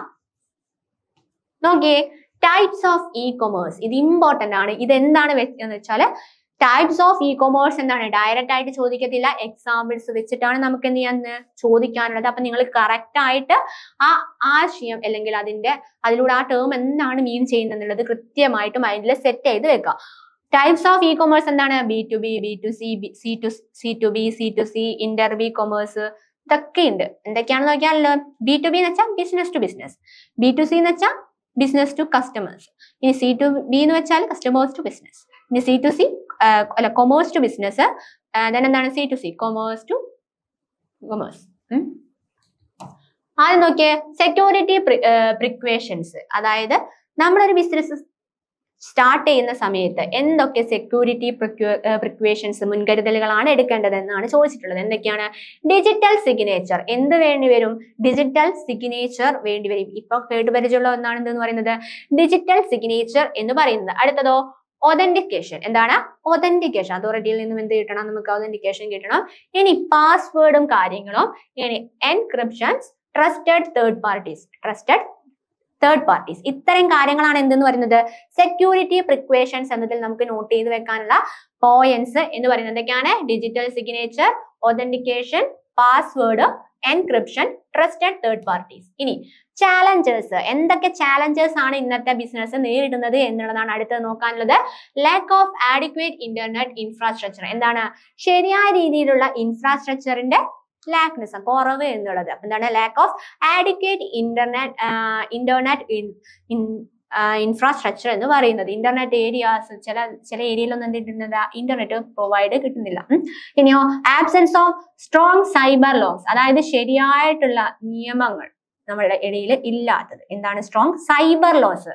IT മേഖലയിലൊക്കെ എന്താണ് ശരിയായ കറക്റ്റ് ആയിട്ടുള്ള സൈബർ ലോ ഫോളോ ചെയ്യാത്തത്, അല്ലെങ്കിൽ അത് സ്ട്രോങ് അല്ലാത്തത് കൊണ്ട്. ഇനി delivery and payment related issues. ഒരു ബിസിനസ്സിന് നമ്മൾ പ്രധാനമായിട്ടും നേരിടുന്ന ഒരു ഇതാണെന്ന് പറയുന്നത് ഒരു ഡെലിവറി ആൻഡ് പേയ്മെന്റ് സിസ്റ്റം എന്ന് പറയുന്നത്. അതിലുണ്ടാവുന്ന എന്താണ് ലിമിറ്റേഷൻസ്. ഇതൊക്കെ എന്താണ് നമ്മളൊരു ബിസിനസ്സിലേക്ക് കടക്കുമ്പോൾ നേരിടുന്ന ചാലഞ്ചസ് എന്നതിൽ ഉൾപ്പെടുത്താവുന്നതാണ്. എന്തൊക്കെയാണ്, lakh of adequate internet infrastructure, absence of strong cyber laws, delivery and payment issues. ഇതൊക്കെ എന്താണ് നമ്മൾ നേരിടുന്ന പ്രോബ്ലംസിൽ ഉൾപ്പെടുന്നതാണ്. ഇനി എന്താണ് റിസോഴ്സസ് റിക്വയർഡ്. എന്താണ് റിസോഴ്സസ് റിക്വയർഡ്, എന്തൊക്കെ റിസോഴ്സസ് ആണ് ആവശ്യം എന്നുള്ളത് നോക്കിയേ. പേയ്മെന്റ് മെക്കാനിസം, ഒരു വെബ്സൈറ്റ് എന്തായാലും ഇക്കാലത്ത് എന്താണ് വെബ്സൈറ്റിൽ നമ്മൾ അപ്ലോഡ് ചെയ്തില്ലെങ്കിൽ നമ്മളെ ബിസിനസ് എന്താണ് അറിയപ്പെടാതെ പോകുന്ന ഒരു സാഹചര്യമാണ്. അപ്പൊ നോക്കിയേ, വെബ്സൈറ്റ് ക്രിയേറ്റ് ചെയ്യണം. അതുപോലെ തന്നെ ടെക്നിക്കലി ക്വാളിഫൈഡ് വർക്ക് ഫോഴ്സ് ആയിരിക്കണം. നമ്മുടെ ബിസിനസ് മുന്നോട്ട് കൊണ്ടുപോകണമെങ്കിൽ അവിടെ എന്താണ് അവിടുത്തെ ടെക്നിക്കൽ ഫോഴ്സ് എന്തായിരിക്കണം, ടെക്നിക്കൽ ഫോഴ്സ് നന്നായിട്ട് നല്ല ക്വാളിഫൈഡ് ആയിരിക്കണം എന്നാണ് പറയുന്നത്. എഫക്റ്റീവ് ടെലികമ്മ്യൂണിക്കേഷൻ സിസ്റ്റം, നന്നായിട്ട് ഒരു ടെലികമ്മ്യൂണിക്കേഷൻ കസ്റ്റമേഴ്സിന്റെ ഇടയിൽ ആ ഒരു ടെലികമ്മ്യൂണിക്കേഷൻ നിലനിർത്തി കൊണ്ടുപോകണം. അതുപോലെ തന്നെ ആഡിക്വേറ്റ് കമ്പ്യൂട്ടർ സിസ്റ്റംസ് ആയിക്കോട്ടെ ഒക്കെ നല്ല അപ്ഡേഷൻ ഉള്ളതായിരിക്കണം എന്നാണ് പറയുന്നത്. അപ്പൊ എന്താണ് റിസോഴ്സസ് റിക്വയർഡ്, എന്തൊക്കെയാണ് പേയ്മെന്റ് മെക്കാനിസം. ഒന്നെന്താണ് payment mechanism, a website, technically qualified workforce, effective telecommunication system and adequate computer. ഇനി ഈ ബിസിനസിന്റെ പുതിയ മോഡേൺ ബിസിനസിന്റെ ബെനിഫിറ്റ്സ് എന്തൊക്കെയാണെന്ന് നോക്കിയാലോ. പഴയതിൽ നിന്നും പുതിയതിലേക്ക് വരുമ്പോൾ വൈഡ് റീച്ച്, അതായത് പണ്ട് ബിസിനസ് നമ്മുടെ ആളുകൾക്കിടയിൽ കുറച്ച് ആളുകൾക്കിടയിൽ മാത്രമാണ് നിന്നത് എങ്കിൽ ഇന്ന് ഇന്റർനെറ്റ് മുഖേനയൊക്കെ നമ്മുടെ ബിസിനസിന്റെ കാര്യങ്ങൾ വൈഡ് ഏരിയയിലേക്ക് നമുക്ക് എന്ത് ചെയ്യാൻ പറ്റും, റീച്ച് ചെയ്യാൻ പറ്റും. നമ്മുടെ ബിസിനസ് ഐഡിയ നമുക്ക് വൈഡ് ഏരിയാസിലേക്ക് പെട്ടെന്ന് തന്നെ എന്ത് ചെയ്യാൻ പറ്റും, എത്രയും വേഗത്തിലേക്ക് തന്നെ വ്യാപിപ്പിക്കാൻ പറ്റും. അപ്പൊ എന്താണ് വൈഡ് റീച്ച്, വ്യാപനം ഉണ്ടാവുന്നുണ്ട്. ഇനിയോ കൺവീനിയൻസ് ടു കസ്റ്റമേഴ്സ്. എന്താണ് കസ്റ്റമേഴ്സിന് കൺവീനിയന്റ് ആണ്, അവർക്ക് കസ്റ്റമേഴ്സിന്റെ ഉപഭോക്താക്കളുടെ എന്താണോ വേണ്ടത് അവരുടെ ആവശ്യങ്ങളാണ് എന്ത് ചെയ്യുന്നത് അവിടെ തീർപ്പാക്കുന്നത്, അല്ലെങ്കിൽ അവരുടെ ആവശ്യങ്ങളാണ് അവിടെ പരിഗണിക്കുന്നത്. ഇനിയോ ഷോർട്ട് ടേം ട്രാൻസാക്ഷൻ ട്രാൻസാക്ഷൻ ഒക്കെ എന്താണ്, ചെറിയ ടൈം, ഇന്റർനെറ്റ് ഒക്കെ വന്നതോട് കൂടി തന്നെ പേയ്മെന്റ് മെത്തേഡ് വേഗത്തിലാക്കാൻ നമുക്ക് എന്ത് ചെയ്യുന്നുണ്ട്, സാധിച്ചിട്ടുണ്ട്. എൻഹാൻസ് ബിസിനസ് ആൻഡ് പ്രോഫിറ്റ്, ബിസിനസിനെ കൂടുതൽ എന്താണ് നമുക്ക് ഉയർത്തിക്കൊണ്ടു പോകാനും അതുപോലെ തന്നെ അതിന്റെ പ്രോഫിറ്റ് എന്താണ് കൂട്ടാനൊക്കെ നമുക്ക് എന്ത് ചെയ്യുന്നുണ്ട്, പുതിയ മോഡ് ഓഫ് ബിസിനസ് നമ്മളെ സഹായിക്കുന്നുണ്ട്, മോഡേൺ മോഡ്സ്. ഇനിയോ cost savings and low price, ചിലവ് കുറവും അതുപോലെ തന്നെ എന്താണ് ചെലവ് കുറയ്ക്കാനും, കോസ്റ്റ് സേവ് ചെയ്യാനും ചെലവ് കുറയ്ക്കാനും അതുപോലെ തന്നെ എന്താണ് പ്രൈസ് കുറയ്ക്കാനൊക്കെ ഇതിലൂടെ സഹായിക്കുന്നുണ്ട്. ഇനി ഇംപ്രൂവ്ഡ് കസ്റ്റമർ സർവീസ്, കസ്റ്റമേഴ്സിന്റെ സർവീസ്, നമ്മുടെ ഉപഭോക്താക്കൾക്ക് എന്താണോ വേണ്ടത് അത് തിരിച്ചറിഞ്ഞ് പ്രവർത്തിക്കാൻ കസ്റ്റമർ സർവീസസ് ഒക്കെ ഇംപ്രൂവ് ആവുന്നുണ്ട്, ഉപഭോക്താക്കൾക്ക് വേണ്ടിയിട്ടുള്ള സർവീസസ്. ഇനി പേഴ്സണലൈസ്ഡ് ആൻഡ് പ്രൊഡക്റ്റ് റെക്കമെൻഡേഷൻ, പേഴ്സണലൈസേഷനും പ്രൊഡക്റ്റ് റെക്കമെൻഡേഷനും ഒക്കെ എന്തിനു സഹായിച്ചിട്ടുണ്ട്, അല്ലെങ്കിൽ മോഡേൺ മോഡ്സ് ഓഫ് ബിസിനസ്സിലൂടെ നമുക്ക് ലഭിച്ചിട്ടുള്ള കാര്യങ്ങളാണ്. എന്തൊക്കെയാണ്? Wide reach, convenience to customers, short term transportation time, enhance business and profit, customer savings and low price, improved custom service, personalised and product recommendations. Next നോക്കിയേ, ആപ്ലിക്കേഷൻസ്. എന്തൊക്കെയാണ് മോഡേൺ മോഡ്സ് ഓഫ് ബിസിനസ്സിൽ നമ്മുടെ applications എന്നതിൽ നമുക്ക് പഠിക്കാൻ ഉള്ളത്? നോക്കിയേ എന്തൊക്കെയാണ്? ഇ ടിക്കറ്റിംഗ്, അതുപോലെ തന്നെ e post, banking, e advertisement, ATM, credit card, internet banking, education, e trading at stock exchange. ഇതിലെല്ലാ ടേംസും അല്ലെങ്കിൽ അധികം 3/4 ടേംസും നിങ്ങൾ കേട്ട് പരിചയമുള്ള ടേംസ് ആണ്. ആപ്ലിക്കേഷൻസ് എന്തൊക്കെയാണ് മോഡേൺ മോഡ്സ് ഓഫ് ബിസിനസിന്റെ? ഇ ടിക്കറ്റിംഗ്, നമ്മളെല്ലാവരും എന്താണ് മൊബൈൽ മുഖേന എന്താണ് സിനിമ ടിക്കറ്റ്സ് ഒക്കെ എടുക്കുന്നതാണ് E ticketing. E post, E banking, E advertising. E എന്ന് ഉദ്ദേശിക്കുന്നത് ഇലക്ട്രോണിക് മീഡിയാസ് യൂസ് ചെയ്തിട്ടുള്ള അഡ്വർടൈസ്മെന്റ്, ഇത്രയേ ഉള്ളൂ. ഇനി ATM ഉപയോഗിക്കാത്ത ആരെങ്കിലും ഉണ്ടോ? ഇല്ല. ഇനിയോ ക്രെഡിറ്റ് കാർഡ്, അതുപോലെ തന്നെ internet banking, education, e trading and stock exchange. ഇനി safety and security of e transaction, ഈ ട്രാൻസാക്ഷന്റെ സെക്യൂരിറ്റീസ് എത്രത്തോളമാണ് എന്നുള്ളതാണ്. നോക്കിയേ, data storage and transmission risk ഉണ്ടാവാറുണ്ട്. എന്താണ്? ഡാറ്റ സ്റ്റോറേജ് ചെയ്യുന്നതിലും അതുപോലെ തന്നെ ട്രാൻസ്മിഷനിലൊക്കെ എന്തുണ്ടാവാൻ ചാൻസ് ഉണ്ട്? റിസ്ക് ഉണ്ടാവാൻ നമുക്ക് ഇവിടെ ചാൻസ് ഉണ്ട്. എല്ലാം ഗുണമല്ലല്ലോ, എന്തിലും ഉണ്ടാവും ദോഷവും ഉണ്ടായിരിക്കും. അപ്പൊ നോക്കിയേ, ട്രാൻസാക്ഷൻ റിസ്ക് എന്തൊക്കെയാണ്? ട്രാൻസാക്ഷൻ റിസ്കിൽ ഉൾപ്പെടുന്നത് എന്തൊക്കെയാണ്? ഡിഫിക്കൽട്ടി ഓൺ ഡെലിവറി, ചിലപ്പോൾ എക്സാമ്പിൾ വെച്ച് ചോദിക്കും. അപ്പൊ ഇത് എന്ത് റിസ്കിൽ ഉൾപ്പെടുന്നു എന്ന് വെച്ചാൽ എന്താണ്? ട്രാൻസാക്ഷൻ റിസ്കിൽ ഉൾപ്പെടുന്നതാണ്. Difficulty on delivery, difficult on order giving or taking, difficult on payment, risk to intellectual property and privacy. എന്താണ്? Risk to intellectual property and privacy. അപ്പം data storage and transmission risk ഉണ്ട്. ഈ ട്രാൻസാക്ഷൻ റിസ്കിൽ എന്തൊക്കെ ഉൾപ്പെടുന്നത്? Difficulty on delivery, difficult in order giving or taking, difficult on payment. Next എന്താണ്? Risk to intellectual property and privacy. ഇനി നമുക്ക് എന്ത് ചെയ്യാം? ക്വസ്റ്റ്യൻസ് ഏതൊക്കെ ഏരിയാസിലാണ് എങ്ങനെയൊക്കെയാണ് വരാൻ നോക്കിയാലോ. State the full form of the following. എന്തൊക്കെയാണ് ഇതിന്റെ ഫുൾ ഫോം എന്നാണ് ചോദിച്ചിരിക്കുന്നത്? B2B, B2C, C2C. നമുക്ക് എല്ലാം നോക്കാം. എന്താണ്? B2B എന്ന് വെച്ചാൽ ബിസിനസ് ടു ബിസിനസ്, B2C എന്ന് വെച്ചാൽ ബിസിനസ് ടു കസ്റ്റമേഴ്സ്. ഇനി C എന്താണ്? C2C എന്ന് വെച്ചാൽ കസ്റ്റമേഴ്സ് ടു കസ്റ്റമേഴ്സ്. എന്താണ്? കസ്റ്റമേഴ്സ് ടു കസ്റ്റമേഴ്സ് വരുന്നുണ്ട്. ഇനി identify the following E banking transaction. A machine which we can withdraw the form of our, അതായത് നമ്മുടെ അക്കൗണ്ടിൽ നിന്ന് പൈസ എടുക്കാൻ സാധിക്കുന്ന ഇതിലൂടെയാണ്, ATM-ലൂടെ. അത്രേ ഉള്ളൂ. ഇനിയോ, A system that allow the account holder to avail the banking facility over telephone. ടെലിഫോണിലൂടെ നമുക്ക് അക്കൗണ്ട് ഹോൾഡ് ചെയ്യാനും അതിലെ ട്രാൻസാക്ഷൻ സിസ്റ്റങ്ങളും കാര്യങ്ങളൊക്കെ കൺട്രോൾ ചെയ്യാൻ പറ്റുന്നതാണ് എന്തെന്ന് പറയുന്നത്? ഈ ബാങ്കിങ് എന്ന് പറയുന്നത്. ഞാൻ പറഞ്ഞു എന്താണ്, നമുക്ക് അധികവും എക്സാമ്പിൾസ് വെച്ചിട്ടാണ് ക്വസ്റ്റ്യൻസ് വരിക. അപ്പൊ നമ്മൾ ഇത്രയും ലൈവ് ബിസിനസ് സ്റ്റഡീസിന്റെ ലൈവിലൂടെ നിങ്ങൾക്ക് ക്വസ്റ്റ്യൻസ് ഏതെല്ലാം രീതിയിൽ വരും, എങ്ങനെയൊക്കെയാണ് കാര്യങ്ങൾ, എന്തൊക്കെയാ ടേംസ് ചോദിക്കുക എന്നുള്ളതൊക്കെ ഇൻഫോർമേഷൻസ് കിട്ടിയെന്ന് ഞാൻ കരുതുന്നു. നിങ്ങൾ എന്ത് ചെയ്യുക? കൃത്യമായ നോട്ട്സും കാര്യങ്ങളൊക്കെ ഫോളോ ചെയ്യുക. ക്വസ്റ്റ്യൻസ് ഒക്കെ വന്ന ഏരിയാസ് ഏകദേശം ഞാൻ പറഞ്ഞു തന്നിട്ടുണ്ട്. അപ്പൊ ആ ഏരിയാസ് ഒക്കെ നന്നായിട്ട് കോൺസെൻട്രേറ്റ് ചെയ്ത് നിങ്ങളുടേതായ രീതിയിൽ എന്ത് ചെയ്യുക? പഠിച്ച് വെക്കുക, ഷോർട്ടാക്കി പഠിക്കുക, റിവിഷൻ ചെയ്യുക. എല്ലാവരും നിങ്ങളുടെ എക്സാം എന്ത് ചെയ്യുക? നന്നായിട്ട് അറ്റൻഡ് ചെയ്യുക. എല്ലാവരും ലൈവ് കാണുന്നുണ്ടെന്ന് വിശ്വസിക്കുന്നുണ്ട്. അപ്പം ഓൾ ദി ബെസ്റ്റ്. എല്ലാവരും എക്സാം ഒക്കെ എന്ത് ചെയ്യുക? നന്നായിട്ട് അറ്റൻഡ് ചെയ്യുക. Thank U.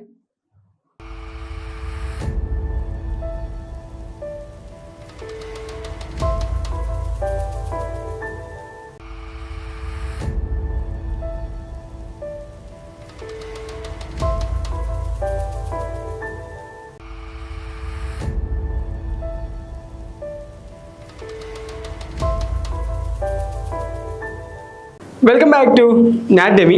എല്ലാ വിദ്യാർത്ഥികൾക്കും നാറ്റ് ഡെമിയുടെ മറ്റൊരു ക്ലാസ്സിലോട്ട് സ്വാഗതം. ഇന്നത്തെ ഈ സെഷനിൽ നമ്മളുടെ എക്സാം ഓറിയന്റേഷൻ ക്ലാസ്സിന്റെ ഈ ഒരു സെഷനിൽ നമ്മൾ ഡിസ്കസ് ചെയ്യുന്നത് അക്കൗണ്ടൻസിയിലെ പാർട്ണർഷിപ്പിലെ ചില ക്വസ്റ്റ്യൻസുകളാണ്. സോ നമ്മൾ ഇതിന് മുമ്പെയുള്ള ക്ലാസ്സിലും നമ്മൾ പാർട്ണർഷിപ്പിന്റെ ആദ്യത്തെ കുറച്ച് ചാപ്റ്ററുകളിലെ ഒരു ഭാഗങ്ങളാണ് നമ്മൾ ഡിസ്കസ് ചെയ്തത്. ഇന്ന് നമ്മൾ ഡിസ്കസ് ചെയ്യാൻ പോകുന്നത് പാർട്ണർഷിപ്പിൽ നിന്ന് നമുക്ക് വരുന്ന എസ്എ ക്വസ്റ്റ്യൻസ് ആണ്. ഓക്കെ, എസ്എ ക്വസ്റ്റ്യൻസ് നമ്മൾ എങ്ങനെ സോൾവ് ചെയ്യാം, എങ്ങനെയാണ് അതിന്റെ ഓരോ അഡ്ജസ്റ്റ്മെന്റുകൾ നമ്മൾ എങ്ങനെയാണ് ചെയ്യേണ്ടത് എന്നുള്ളതാണ് നമ്മൾ എന്ത് ചെയ്യുന്നത് ഇന്നത്തെ ക്ലാസ്സിൽ നമ്മൾ പഠിക്കുന്നത്. ഓക്കെ, സോ നമുക്ക് നോക്കാം. ഒരു ക്വസ്റ്റ്യൻ നമുക്ക് നോക്കാം. Manoj and Hema are partners sharing profit and losses in the ratio of 7:3. On March 31st, 2040, their balance sheet was as follows. അപ്പോൾ മനോജ് ആൻഡ് ഹേമ എന്ന് പറയുന്ന രണ്ടുപേര് എന്താണ് 7:3 എന്ന് പറയുന്ന ഒരു റേഷ്യോയിൽ പ്രോഫിറ്റ് ആൻഡ് ലോസ് ഷെയർ ചെയ്യുന്ന രണ്ട് പാർട്ട്നേഴ്സാണ്. അവരുടെ എന്താണ് ബാലൻസ് ഷീറ്റ് ആണ് അല്ലെ, അവരുടെ 2014 ക്ലോസിംഗ് ബാലൻസ് ഷീറ്റ് ആണ് നമുക്ക് ഇവിടെ തന്നിട്ടുള്ളത്. സോ ലയബിലിറ്റീസ്, എമൗണ്ട്, അസറ്റിന്റെ എമൗണ്ടുകൾ, അതുപോലെ തന്നെ അവർ രണ്ടുപേരും ക്യാപിറ്റൽ കാണിക്കുന്നുണ്ട്, അവരുടെ ക്രെഡിറ്റേഴ്സ്, അതുപോലെ ഡെപ്റ്റേഴ്സ്, ബിൽ റിസീവബിൾ, സ്റ്റോക്ക്, അതുപോലെ കുറച്ച് ഡീറ്റെയിൽസ് ഒക്കെ എന്ത് ചെയ്യുന്നുണ്ട് നമുക്ക് ഇവിടെ തന്നിട്ടുണ്ട്. നമുക്ക് ഇനി ഇതിന്റെ ക്വസ്റ്റ്യനിലോട്ട് കടക്കാം. എന്താണ് question? They admit Tarun into partnership on the following terms. അപ്പൊ അവരെന്ത് ചെയ്യുന്നുണ്ട്, തരുണിനെ പാർട്ണർഷിപ്പിലോട്ട് കൊണ്ടുവന്നിട്ടുണ്ട്. താഴെ പറയുന്ന കുറച്ച് നിബന്ധനകൾ പ്രകാരം ഒരു തരുണിനെ പാർട്ണർഷിപ്പിലോട്ട് കൊണ്ടുവന്നിട്ടുണ്ട്. Okay, they admit Tarun into partnership on the following terms. അപ്പൊ അവർ തരുണിനെ എന്ത് ചെയ്തു, പാർട്ണർഷിപ്പിലോട്ട് ആഡ് ചെയ്തു. സോ ഇനി താഴെ പറയുന്നതാണ് അതിന് ശേഷം സംബന്ധിച്ചിട്ടുള്ള കാര്യങ്ങൾ. ഒന്നാമത്തെ കാര്യം, സ്റ്റോക്ക് റീവാല്യൂഡ് അറ്റ് 40,000. സ്റ്റോക്കിന്റെ വാല്യൂ എന്ത് ചെയ്തു, റീവാല്യൂ ആയി എത്രയായി, 40,000 ആയിട്ടുണ്ട്. ഓക്കെ, സോ നെക്സ്റ്റ് പറയുന്നത് building and machinery and investments are depreciated by 12%. അപ്പോൾ ബിൽഡിങ്സും മെഷീനറിയും അതുപോലെ തന്നെ ഇൻവെസ്റ്റ്മെന്റ്സ് ഒക്കെ എന്തായി, ഡിപ്രീഷിയേറ്റ് ചെയ്തു, വാല്യൂ കുറഞ്ഞു. എത്ര ശതമാനമായിട്ട്, 12% കുറഞ്ഞിട്ടുണ്ട്. ഇനി prepaid insurance is 10,000. Prepaid insurance, അതായത് പ്രീപെയ്ഡ് ഇൻഷുറൻസ് എന്ന് പറഞ്ഞാൽ എന്താ, നമ്മൾ നേരത്തെ ഇൻഷുറൻസ് പേയ്മെന്റ് ചെയ്തു. സോ അത് നമ്മളുടെ എന്താണ്, അസറ്റ് ആണോ ലയബിലിറ്റി ആണോ? പ്രീപെയ്ഡ് ഇൻഷുറൻസ് എന്ന് പറയുന്നത് നമ്മളുടെ അസറ്റ് ആണ്. മീൻസ് പ്രീപെയ്ഡ് എക്സ്പെൻസസ് ഒക്കെ എന്താണ്, നമ്മൾ അതിനെ അസറ്റ് ആയിട്ട് കണക്കാക്കും. ഓക്കെ, അതുപോലെ തന്നെ അപ്പോൾ ഇതെന്താണ്, അൺറെക്കോർഡ് അസറ്റ് നമുക്ക് അവിടെ വന്നിട്ടുണ്ട് എന്നർത്ഥം. Okay, next, Tarun brings 40,000 as his capital. കണ്ടോ, 40,000 as his capital and 12,000 for goodwill for 1/6 share of profit of the firm. അപ്പൊ തരുൺ എന്ത് ചെയ്തു, 40,000 രൂപ ക്യാപിറ്റൽ ആയിട്ടും അതുപോലെ തന്നെ 12,000 രൂപ ഗുഡ്വില്ലായിട്ടും എന്ത് ചെയ്തു, കൊണ്ടുവന്നു. അവരുടെ ഷെയർ ഓഫ് പ്രോഫിറ്റ് എന്ന് പറയുന്നത് എത്രയാണ്, 1/6. Next, capital of the partner shall be proportionate to the profit share ratio and adjustment of the capital be made by cash.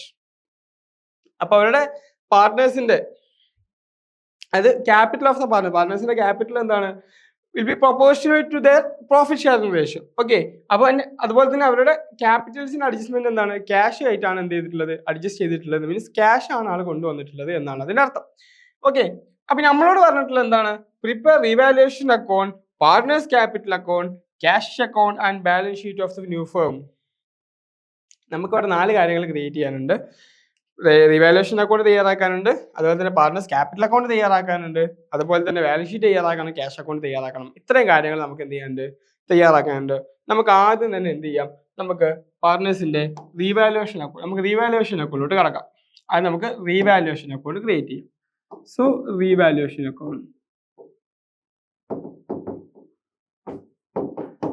Account എന്തിനാണ്, ഒരു പുതിയൊരു പാർട്ണർ കടന്നുവരുന്ന സമയത്ത് നമ്മളുടെ കറന്റിലുള്ള ബാധ്യതകളും അതുപോലെ തന്നെ മറ്റു കാര്യങ്ങളൊക്കെ ചെയ്തിട്ട് ബാധ്യതകളും അസറ്റിന്റെ വാല്യൂ ഒക്കെ നമ്മൾ എന്ത് ചെയ്യും, ഒന്ന് റീവാല്യൂ ചെയ്യും. എന്നിട്ട് അതിന്റെ ലാഭമാണെങ്കിലും നഷ്ടമാണെങ്കിലും പഴയ പാർട്ണേഴ്സ് എന്ത് ചെയ്യും, പഴയ റേഷ്യോയിൽ വീതിച്ചെടുക്കും. ഓക്കെ, എന്നിട്ടാണ് എന്ത് ചെയ്യുന്നത്, പുതിയ പാർട്ണറെ നമ്മൾ ഒരു പാർട്ണറായിട്ട് സ്വീകരിക്കുന്നത്.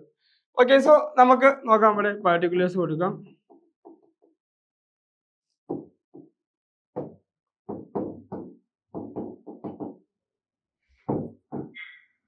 ഓക്കെ, പെർട്ടിക്കുലേഴ്സ് ഉണ്ട്. രണ്ട് സൈഡ് നമ്മൾ എന്ത് ചെയ്യുന്നു, പെർട്ടിക്കുലേഴ്സ് കൊടുത്തു. അതുപോലെ തന്നെ ഡെബിറ്റ്, ക്രെഡിറ്റ് എല്ലാം നമ്മൾ കൊടുത്തു കഴിഞ്ഞു. ഇനി നോക്കാം നമുക്ക് എങ്ങനെയാണ് ചെയ്യേണ്ടത് എന്നുള്ളത്. ഓക്കെ, അപ്പോൾ റീവാലുവേഷൻ അക്കൗണ്ടിൽ നമുക്കറിയാം ഡെബിറ്റ് സൈഡ് ഉണ്ട്, ക്രെഡിറ്റ് സൈഡ് ഉണ്ട്. ഡെബിറ്റ് സൈഡിൽ ആണ് നമ്മൾ എന്ത് ചെയ്യേണ്ടത്? ഡെബിറ്റ് സൈഡിൽ നമുക്ക് രേഖപ്പെടുത്തേണ്ട കാര്യങ്ങൾ എന്തൊക്കെയാണെന്ന് നമുക്കറിയാം. അതുപോലെ തന്നെ ക്രെഡിറ്റ് സൈഡിൽ നമുക്ക് രേഖപ്പെടുത്തേണ്ട കാര്യങ്ങൾ എന്തൊക്കെയാണെന്ന് അറിയാം. അപ്പൊ നമുക്ക് ഓരോന്ന് എങ്ങനെയാണെന്ന് നോക്കാം. ഓക്കെ, അപ്പോൾ ഒന്നാമത്തെ എന്ന് പറയുന്നത് stock is revalued at 40,000. Stock revalued at 40,000 ആണ്. സ്റ്റോക്ക് എന്ത് ചെയ്തു? സ്റ്റോക്കിന്റെ വാല്യൂ ഇപ്പൊ 40,000 കിടക്കുന്നത്. ഓക്കെ, സ്റ്റോക്ക് എത്ര ചെയ്തു? 40,000 രൂപയായിട്ട് റീവാല്യൂ ആയിട്ടുണ്ട്. അപ്പൊ നമുക്ക് നോക്കേണ്ട കാര്യം സ്റ്റോക്കിന്റെ ഇപ്പോഴത്തെ വാല്യൂ എന്ന് പറയുന്നത് 40,000 രൂപയാണ്. അപ്പൊ ആദ്യത്തെ വാല്യൂ എത്രയാണെന്ന് നോക്കാം. സ്റ്റോക്കിന്റെ വാല്യൂ ഇവിടെ എത്രയാണ്? ഇവിടെ 35,000 ആണ്. സോ ഇവിടെ എന്താ സംഭവിച്ചിട്ടുള്ളത്? ഇൻക്രീസ് ആണോ ഡിക്രീസ് ആണോ? ഇവിടെ നമുക്ക് എന്താണ്? ഇൻക്രീസ് ആണ് അല്ലെ? ഇൻക്രീസ് ആകുമ്പോൾ നമ്മൾ എന്ത് ചെയ്യുന്നു? നമ്മൾ റിവാലുവേഷൻ അക്കൗണ്ടിന്റെ ക്രെഡിറ്റ് സൈഡിൽ അല്ലെ, അസറ്റ് ഇൻക്രീസ് ആയി കഴിഞ്ഞാലും ലാബിലിറ്റി ഡിക്രീസ് ആയി കഴിഞ്ഞാലൊക്കെയാണ് നമ്മൾ ക്രെഡിറ്റ് സൈഡിൽ കാര്യങ്ങൾ ചെയ്യുന്നത്. സോ ഇവിടെ നമുക്ക് എന്ത് ചെയ്താം? ഇവിടെ സ്റ്റോക്ക് എന്ന് പറഞ്ഞിട്ട് നമ്മൾ എന്താ 40,000 അതോ 35,000 എന്നാണ് എഴുതുക? അല്ല, നമ്മൾ അതിന്റെ ഡിഫറൻസ് ആണ് എത്രയാണ് കൂടിയിട്ടുള്ളത് എന്നുള്ളതാണ് നമ്മൾ ഇവിടെ രേഖപ്പെടുത്തുക. സ്റ്റോക്ക് എന്ന് പറഞ്ഞിട്ട് നമ്മൾ 5,000 എന്ന് രേഖപ്പെടുത്തി. നെക്സ്റ്റ് നോക്കുക. ഇനി building and machinery and investment are depreciated by 12%. ഇനി ഈ 3 കാര്യം എന്ത് ചെയ്തു? ഡിപ്രീസിയേഷൻ സംഭവിച്ചിട്ടുണ്ട്. എത്രയാണ് ഡിപ്രീസിയേഷൻ സംഭവിച്ചിട്ടുള്ളത്? 12% ഡിപ്രീസിയേഷൻ സംഭവിച്ചിട്ടുള്ളത്. സോ ഡിപ്രീസിയേഷൻ നോക്കാം. നമുക്ക് ആദ്യം ഈ ഒരു ബിൽഡിങ്ങിന്റെയും ഇൻവെസ്റ്റ്മെന്റിന്റെയും മെഷീനറിയുടെയും വാല്യൂ ആദ്യത്തെ എത്രയാണെന്ന് നോക്കാം. ഇൻവെസ്റ്റ്മെന്റിന്റെ വാല്യൂ എത്രയാണ്? 30,000 ആണ്. മെഷീനറി എന്ന് പറയുന്നത് 40,000 ആണ്. ബിൽഡിംഗ് എന്ന് പറയുന്നത് 45,000 ആണ്. ഇതിന്റെ ഒക്കെ എന്ത് ചെയ്തിട്ടുണ്ട്? 12% ഡിപ്രീസിയേഷൻ സംഭവിച്ചിട്ടുള്ളത്. സോ നമുക്ക് നോക്കാം. ആദ്യം നമുക്ക് ബിൽഡിങ്ങിന്റെ ഡിപ്രീസിയേഷൻ കാണാം. എങ്ങനെയാണ് കാണുക ബിൽഡിങ്ങിന്റെ ഡിപ്രീസിയേഷൻ? ബിൽഡിങ്ങിന്റെ വാല്യൂ എന്ന് പറയുന്നത് എത്രയാണ്? 45,000 ആണ്. ഇൻറ്റു 12% ആണ് നമ്മളോട് കാണാൻ പറഞ്ഞത്. 12 അല്ലേ? നമുക്ക് എന്ത് ചെയ്യാം? 2 പെട്ടി കളയാം. 450 ഇൻറ്റു 12 ആണ്. 450 ഇൻറ്റു 12 എന്ന് പറയുമ്പോൾ 5,400 രൂപയായിരിക്കും നമുക്ക് വരാം. ഓക്കെ, 5,400 ആണ് ഒന്നാമത്തെ കാര്യം. അതായത് 10, 450, 4,500, 2, 900. ഓക്കെ, 5,400. സോ ഒന്നാമത്തെ കാര്യം കിട്ടിക്കഴിഞ്ഞു. എത്രയാണ്? നമുക്ക് ബിൽഡിങ്ങിന്റെ വാല്യൂ കിട്ടി. ബിൽഡിങ്ങിന്റെ എത്രയാണ്? നമുക്ക് ബിൽഡിങ്ങിന്റെ ഡിപ്രീസിയേഷൻ എത്ര? 5,400 ആണ് അല്ലെ? ബിൽഡിങ്ങിന്റെ വാല്യൂ ഡിക്രീസ് ആയിട്ടുണ്ട്. അത് നമ്മൾ എന്ത് ചെയ്യുന്നു? ഈ സൈഡിൽ നമ്മൾ എഴുതി കൊടുക്കുന്നു. ഡെബിറ്റ് സൈഡിലാണ് നമ്മൾ കാണിക്കുന്നത്. നെക്സ്റ്റ് നോക്കാം. നെക്സ്റ്റ് നമ്മൾ എന്താണ്? മെഷീനറി ആണ് അല്ലെ? സോ ഈ ഡെബിറ്റ് സൈഡിലും ക്രെഡിറ്റ് സൈഡിലും എന്താ ഡയറക്റ്റ് പോയി എൻ്റർ ചെയ്യുന്നത് നമുക്കറിയാം അല്ലെ? നമുക്ക് അറിയുന്ന കാര്യമാണ്, അതുകൊണ്ടാണ് കൂടുതൽ എക്സ്പ്ലെയിൻ ചെയ്യാത്തത്. എങ്ങനെയാണ് നമ്മൾ റിവാലുവേഷൻ നോക്കുന്ന ഡെബിറ്റ് സൈഡിൽ അസറ്റ് ഡിക്രീസ് ആവുകയും ലാബിലിറ്റി ഇൻക്രീസ് ആവുകയും അതുപോലെ തന്നെ അൺറെക്കോർഡഡ് ലാബിലിറ്റീസ് കിട്ടുന്ന സമയത്താണ് നമ്മൾ എന്ത് ചെയ്യുന്നത്? നമ്മൾ ഡെബിറ്റ് സൈഡിൽ രേഖപ്പെടുത്തുന്നത്. ഓക്കെ, ഇനി ക്രെഡിറ്റ് സൈഡിൽ എങ്ങനെയായിരിക്കും? അപ്പോൾ അതിന്റെ നേരെ ഓപ്പോസിറ്റ്. അസറ്റ് ഇൻക്രീസ് ആവുക, ലാബിലിറ്റി ഡിക്രീസ് ആവുക, അൺറെക്കോർഡ് അസറ്റ് നമ്മൾ കണ്ടെത്തുക. ഇങ്ങനത്തെ കേസുകളാണ് നമ്മൾ എന്ത് ചെയ്യുന്നത്? ക്രെഡിറ്റ് സൈഡിൽ രേഖപ്പെടുത്തുന്നത്. സോ ഇപ്പൊ നമ്മൾ എന്താണ്? നമ്മളുടെ അസറ്റ് എന്ത് ചെയ്തിട്ടുണ്ട്? ഇവിടെ ഡിക്രീസ് ചെയ്തിട്ടുണ്ട്, ഡിപ്രീസിയേഷൻ ചെയ്തിട്ടുണ്ട്. അതാണ് നമ്മൾ എന്ത് ചെയ്യുന്നത്? ഡെബിറ്റ് സൈഡിൽ രേഖപ്പെടുത്തുന്നത്. സോ ബിൽഡിങ്ങിന്റെ ഡിപ്രീസിയേഷൻ കിട്ടി. ഇനി നമുക്ക് വേണ്ടത് മെഷീനറിയുടെ ഡിപ്രീസിയേഷൻ ആണ്. 40,000 അല്ലെ? സോ മെഷീനറി 40,000 ഇൻറ്റു 12/100 രണ്ടും വെട്ടി കഴിഞ്ഞു. സോ 400 ഇൻറ്റു 12 എത്രയാണ്? 4,800 വരും. ഓക്കെ, 4,800 ആണ് നമുക്ക് മെഷീനറിക്ക് വരിക. മെഷീനറിക്ക് വരുന്നത് 4,800 ആണ്. ഓക്കെ, ഇനി നമുക്ക് എന്താ കാണാനുള്ളത്? നെക്സ്റ്റ് നമുക്ക് കാണാനുള്ള ഭാഗമാണ് എന്ത്? ഓക്കെ, ഇൻവെസ്റ്റ്മെന്റിന്റെ 12% കൂടി കാണണം അല്ലേ? നെക്സ്റ്റ് കാണാം ഇൻവെസ്റ്റ്മെന്റ്. ഇൻവെസ്റ്റ്മെന്റ് എത്രയാണ്? 12,000 ഇൻറ്റു 12/100. ഓക്കെ, സോ 1,200 എന്ന് പറയുമ്പോൾ എത്ര നമുക്ക് വരാം? ഓക്കെ, സോ അപ്പൊ ഇനി 120 ഇൻറ്റു 12 നമുക്ക് എത്ര വരും? 1,440 ആണ് നമുക്ക് അവിടെ അതിന്റെ ആൻസർ വരുന്നത്. ഓക്കെ, സോ 1000 നമുക്ക് എന്താണ്? മെഷീനറി ആണ്, സോറി ഇൻവെസ്റ്റ്മെന്റ് ആണ് നമുക്കുള്ളത് അല്ലെ? സോ ഇൻവെസ്റ്റ്മെന്റ് ആണ് നമുക്ക് ഇനി ഉള്ളത്.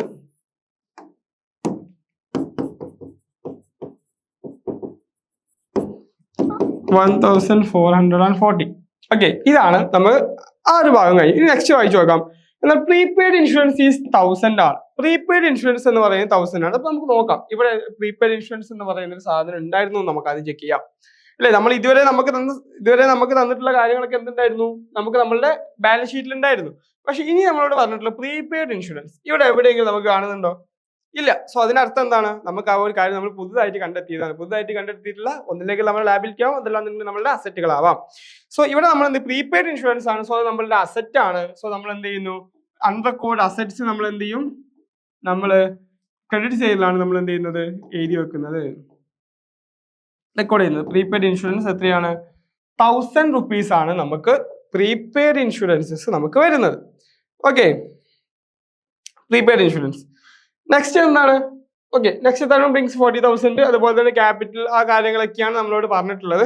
ഇനി നമുക്ക് റിവാലുവേഷൻ അക്കൗണ്ടിനെ കുറിച്ച് കാര്യമായിട്ടൊന്നും നമ്മളോട് ഇനി അതിൽ ഡിസ്കസ് ചെയ്യുന്നില്ല. സോ നമുക്ക് എന്ത് ചെയ്യാം? റിവാലുവേഷൻ അക്കൗണ്ട് നമുക്ക് ഇവിടെ ക്ലോസ് ചെയ്യാം. ഓക്കെ, റിവാലുവേഷൻ അക്കൗണ്ട് നമ്മളിവിടെ ക്ലോസ് ചെയ്യുന്നുണ്ട്. ഓക്കെ, റിവാലുവേഷൻ അക്കൗണ്ട് നമ്മളിവിടെ ക്ലോസ് ചെയ്യുന്നു. പിന്നെ നമ്മളുടെ പരിപാടി എന്താ? നമ്മൾ ബാലൻസ് ചെയ്യാം അല്ലെ? നമുക്ക് ഡെബിറ്റ് സൈഡ് ആണോ ക്രെഡിറ്റ് സൈഡ് ആണോ കൂടുതലുള്ളത് നോക്കാം. നമുക്ക് നോക്കിയാൽ തന്നെ മനസ്സിലാവും എന്താണ് നമുക്ക് ഡെബിറ്റ് സൈഡിൽ അമൗണ്ട് കോൾ ആണ് കൂടുതലുള്ളത്. ഓക്കെ, സോ നമുക്കൊന്ന് ടോട്ടൽ നോക്കി നോക്കാം. ഓക്കെ, 11,640. ഓക്കെ, 11,640. ഓക്കെ, ഇനി നമ്മൾ എന്ത് ചെയ്യണം? നമുക്ക് ബാലൻസ് ചെയ്യണം. സോ ഇനി ബാലൻസ് ചെയ്യുന്ന സമയത്ത് ഇവിടെ നമുക്ക് റിവാലുവേഷൻ അക്കൗണ്ട് 2 ബാലൻസ് ഉണ്ടാവും. ഒന്ന് പ്രോഫിറ്റ് ഓൺ റിവാലുവേഷൻ അല്ലെങ്കിൽ ലോസ് ഓൺ റിവാലുവേഷൻ. നമുക്ക് ക്രെഡിറ്റ് സൈഡാണ് അമൗണ്ട് കൂടുതൽ എന്നുണ്ടെങ്കിൽ നമുക്കത് നമ്മൾ ബാലൻസ് ഡെബിറ്റ് സൈഡിൽ വരും. നമുക്കത് profit on revaluation account revaluation ആണ്. ഇനി നമുക്ക് എന്താണ്? ഡെബിറ്റ് സൈഡ് അമൗണ്ട് കോൾ ആണ് നമുക്ക് കൂടുതൽ, അപ്പൊ ക്രെഡിറ്റ് സൈഡിൽ ബാലൻസ് വരും. സോ അവിടെ എന്താണ്? നമ്മളുടെ ലോസ് ഓൺ റിവാലുവേഷൻ ആണ്. Loss on revaluation. ഇനി നമ്മൾ ഈ ലോസ് ഓൺ റിവാലുവേഷൻ നമ്മൾ എന്താ ചെയ്യുന്നത്? നമ്മൾ ഓൾഡ് പാർട്ട്നേഴ്സിന് ഓൾഡ് റേഷ്യോയിൽ അവരുടെ ക്യാപിറ്റൽ അക്കൗണ്ടിലോട്ട് ഈ അമൗണ്ട് കൊടുക്കുകയാണ് ചെയ്യുക. സോ നമ്മളെ ഓൾഡ് പാർട്ട്നേഴ്സിന്റെ പേരെന്താണ്? ഒന്ന് മനോജ് ആണ്, നെക്സ്റ്റ് വൺ ഹേമയാണ് അല്ലെ? So Manoj capital and Hema's capital. Manoj capital and Hema's capital രണ്ടുപേരുടെയും ക്യാപിറ്റൽ ആണ് എന്ത് ചെയ്യുന്നത്? ഇവിടെ ക്യാപിറ്റലിലോട്ട് നമ്മളിത് ട്രാൻസ്ഫർ ചെയ്യുന്നത്. സോ നമുക്ക് നോക്കാം ഇനി ഇതിന്റെ ബാലൻസ് എത്രയാണ് വരുന്നത് എന്നുള്ളത് നമുക്ക് നോക്കാം. എത്രയാണ്? 11,650 ആണ്. ഇവിടെ 6,000 ആണ് ഉള്ളത്. സോ നമുക്ക് എന്താണ്? 5,000 ആയിരിക്കും നമുക്ക് ലോസ് ഓൺ റിവാലുവേഷനിൽ വരിക അല്ലെ? 5,000 ആണ് നമുക്ക് ലോസ് ഓൺ റിവാലുവേഷൻ. നമുക്ക് 5,640. ഓക്കെ,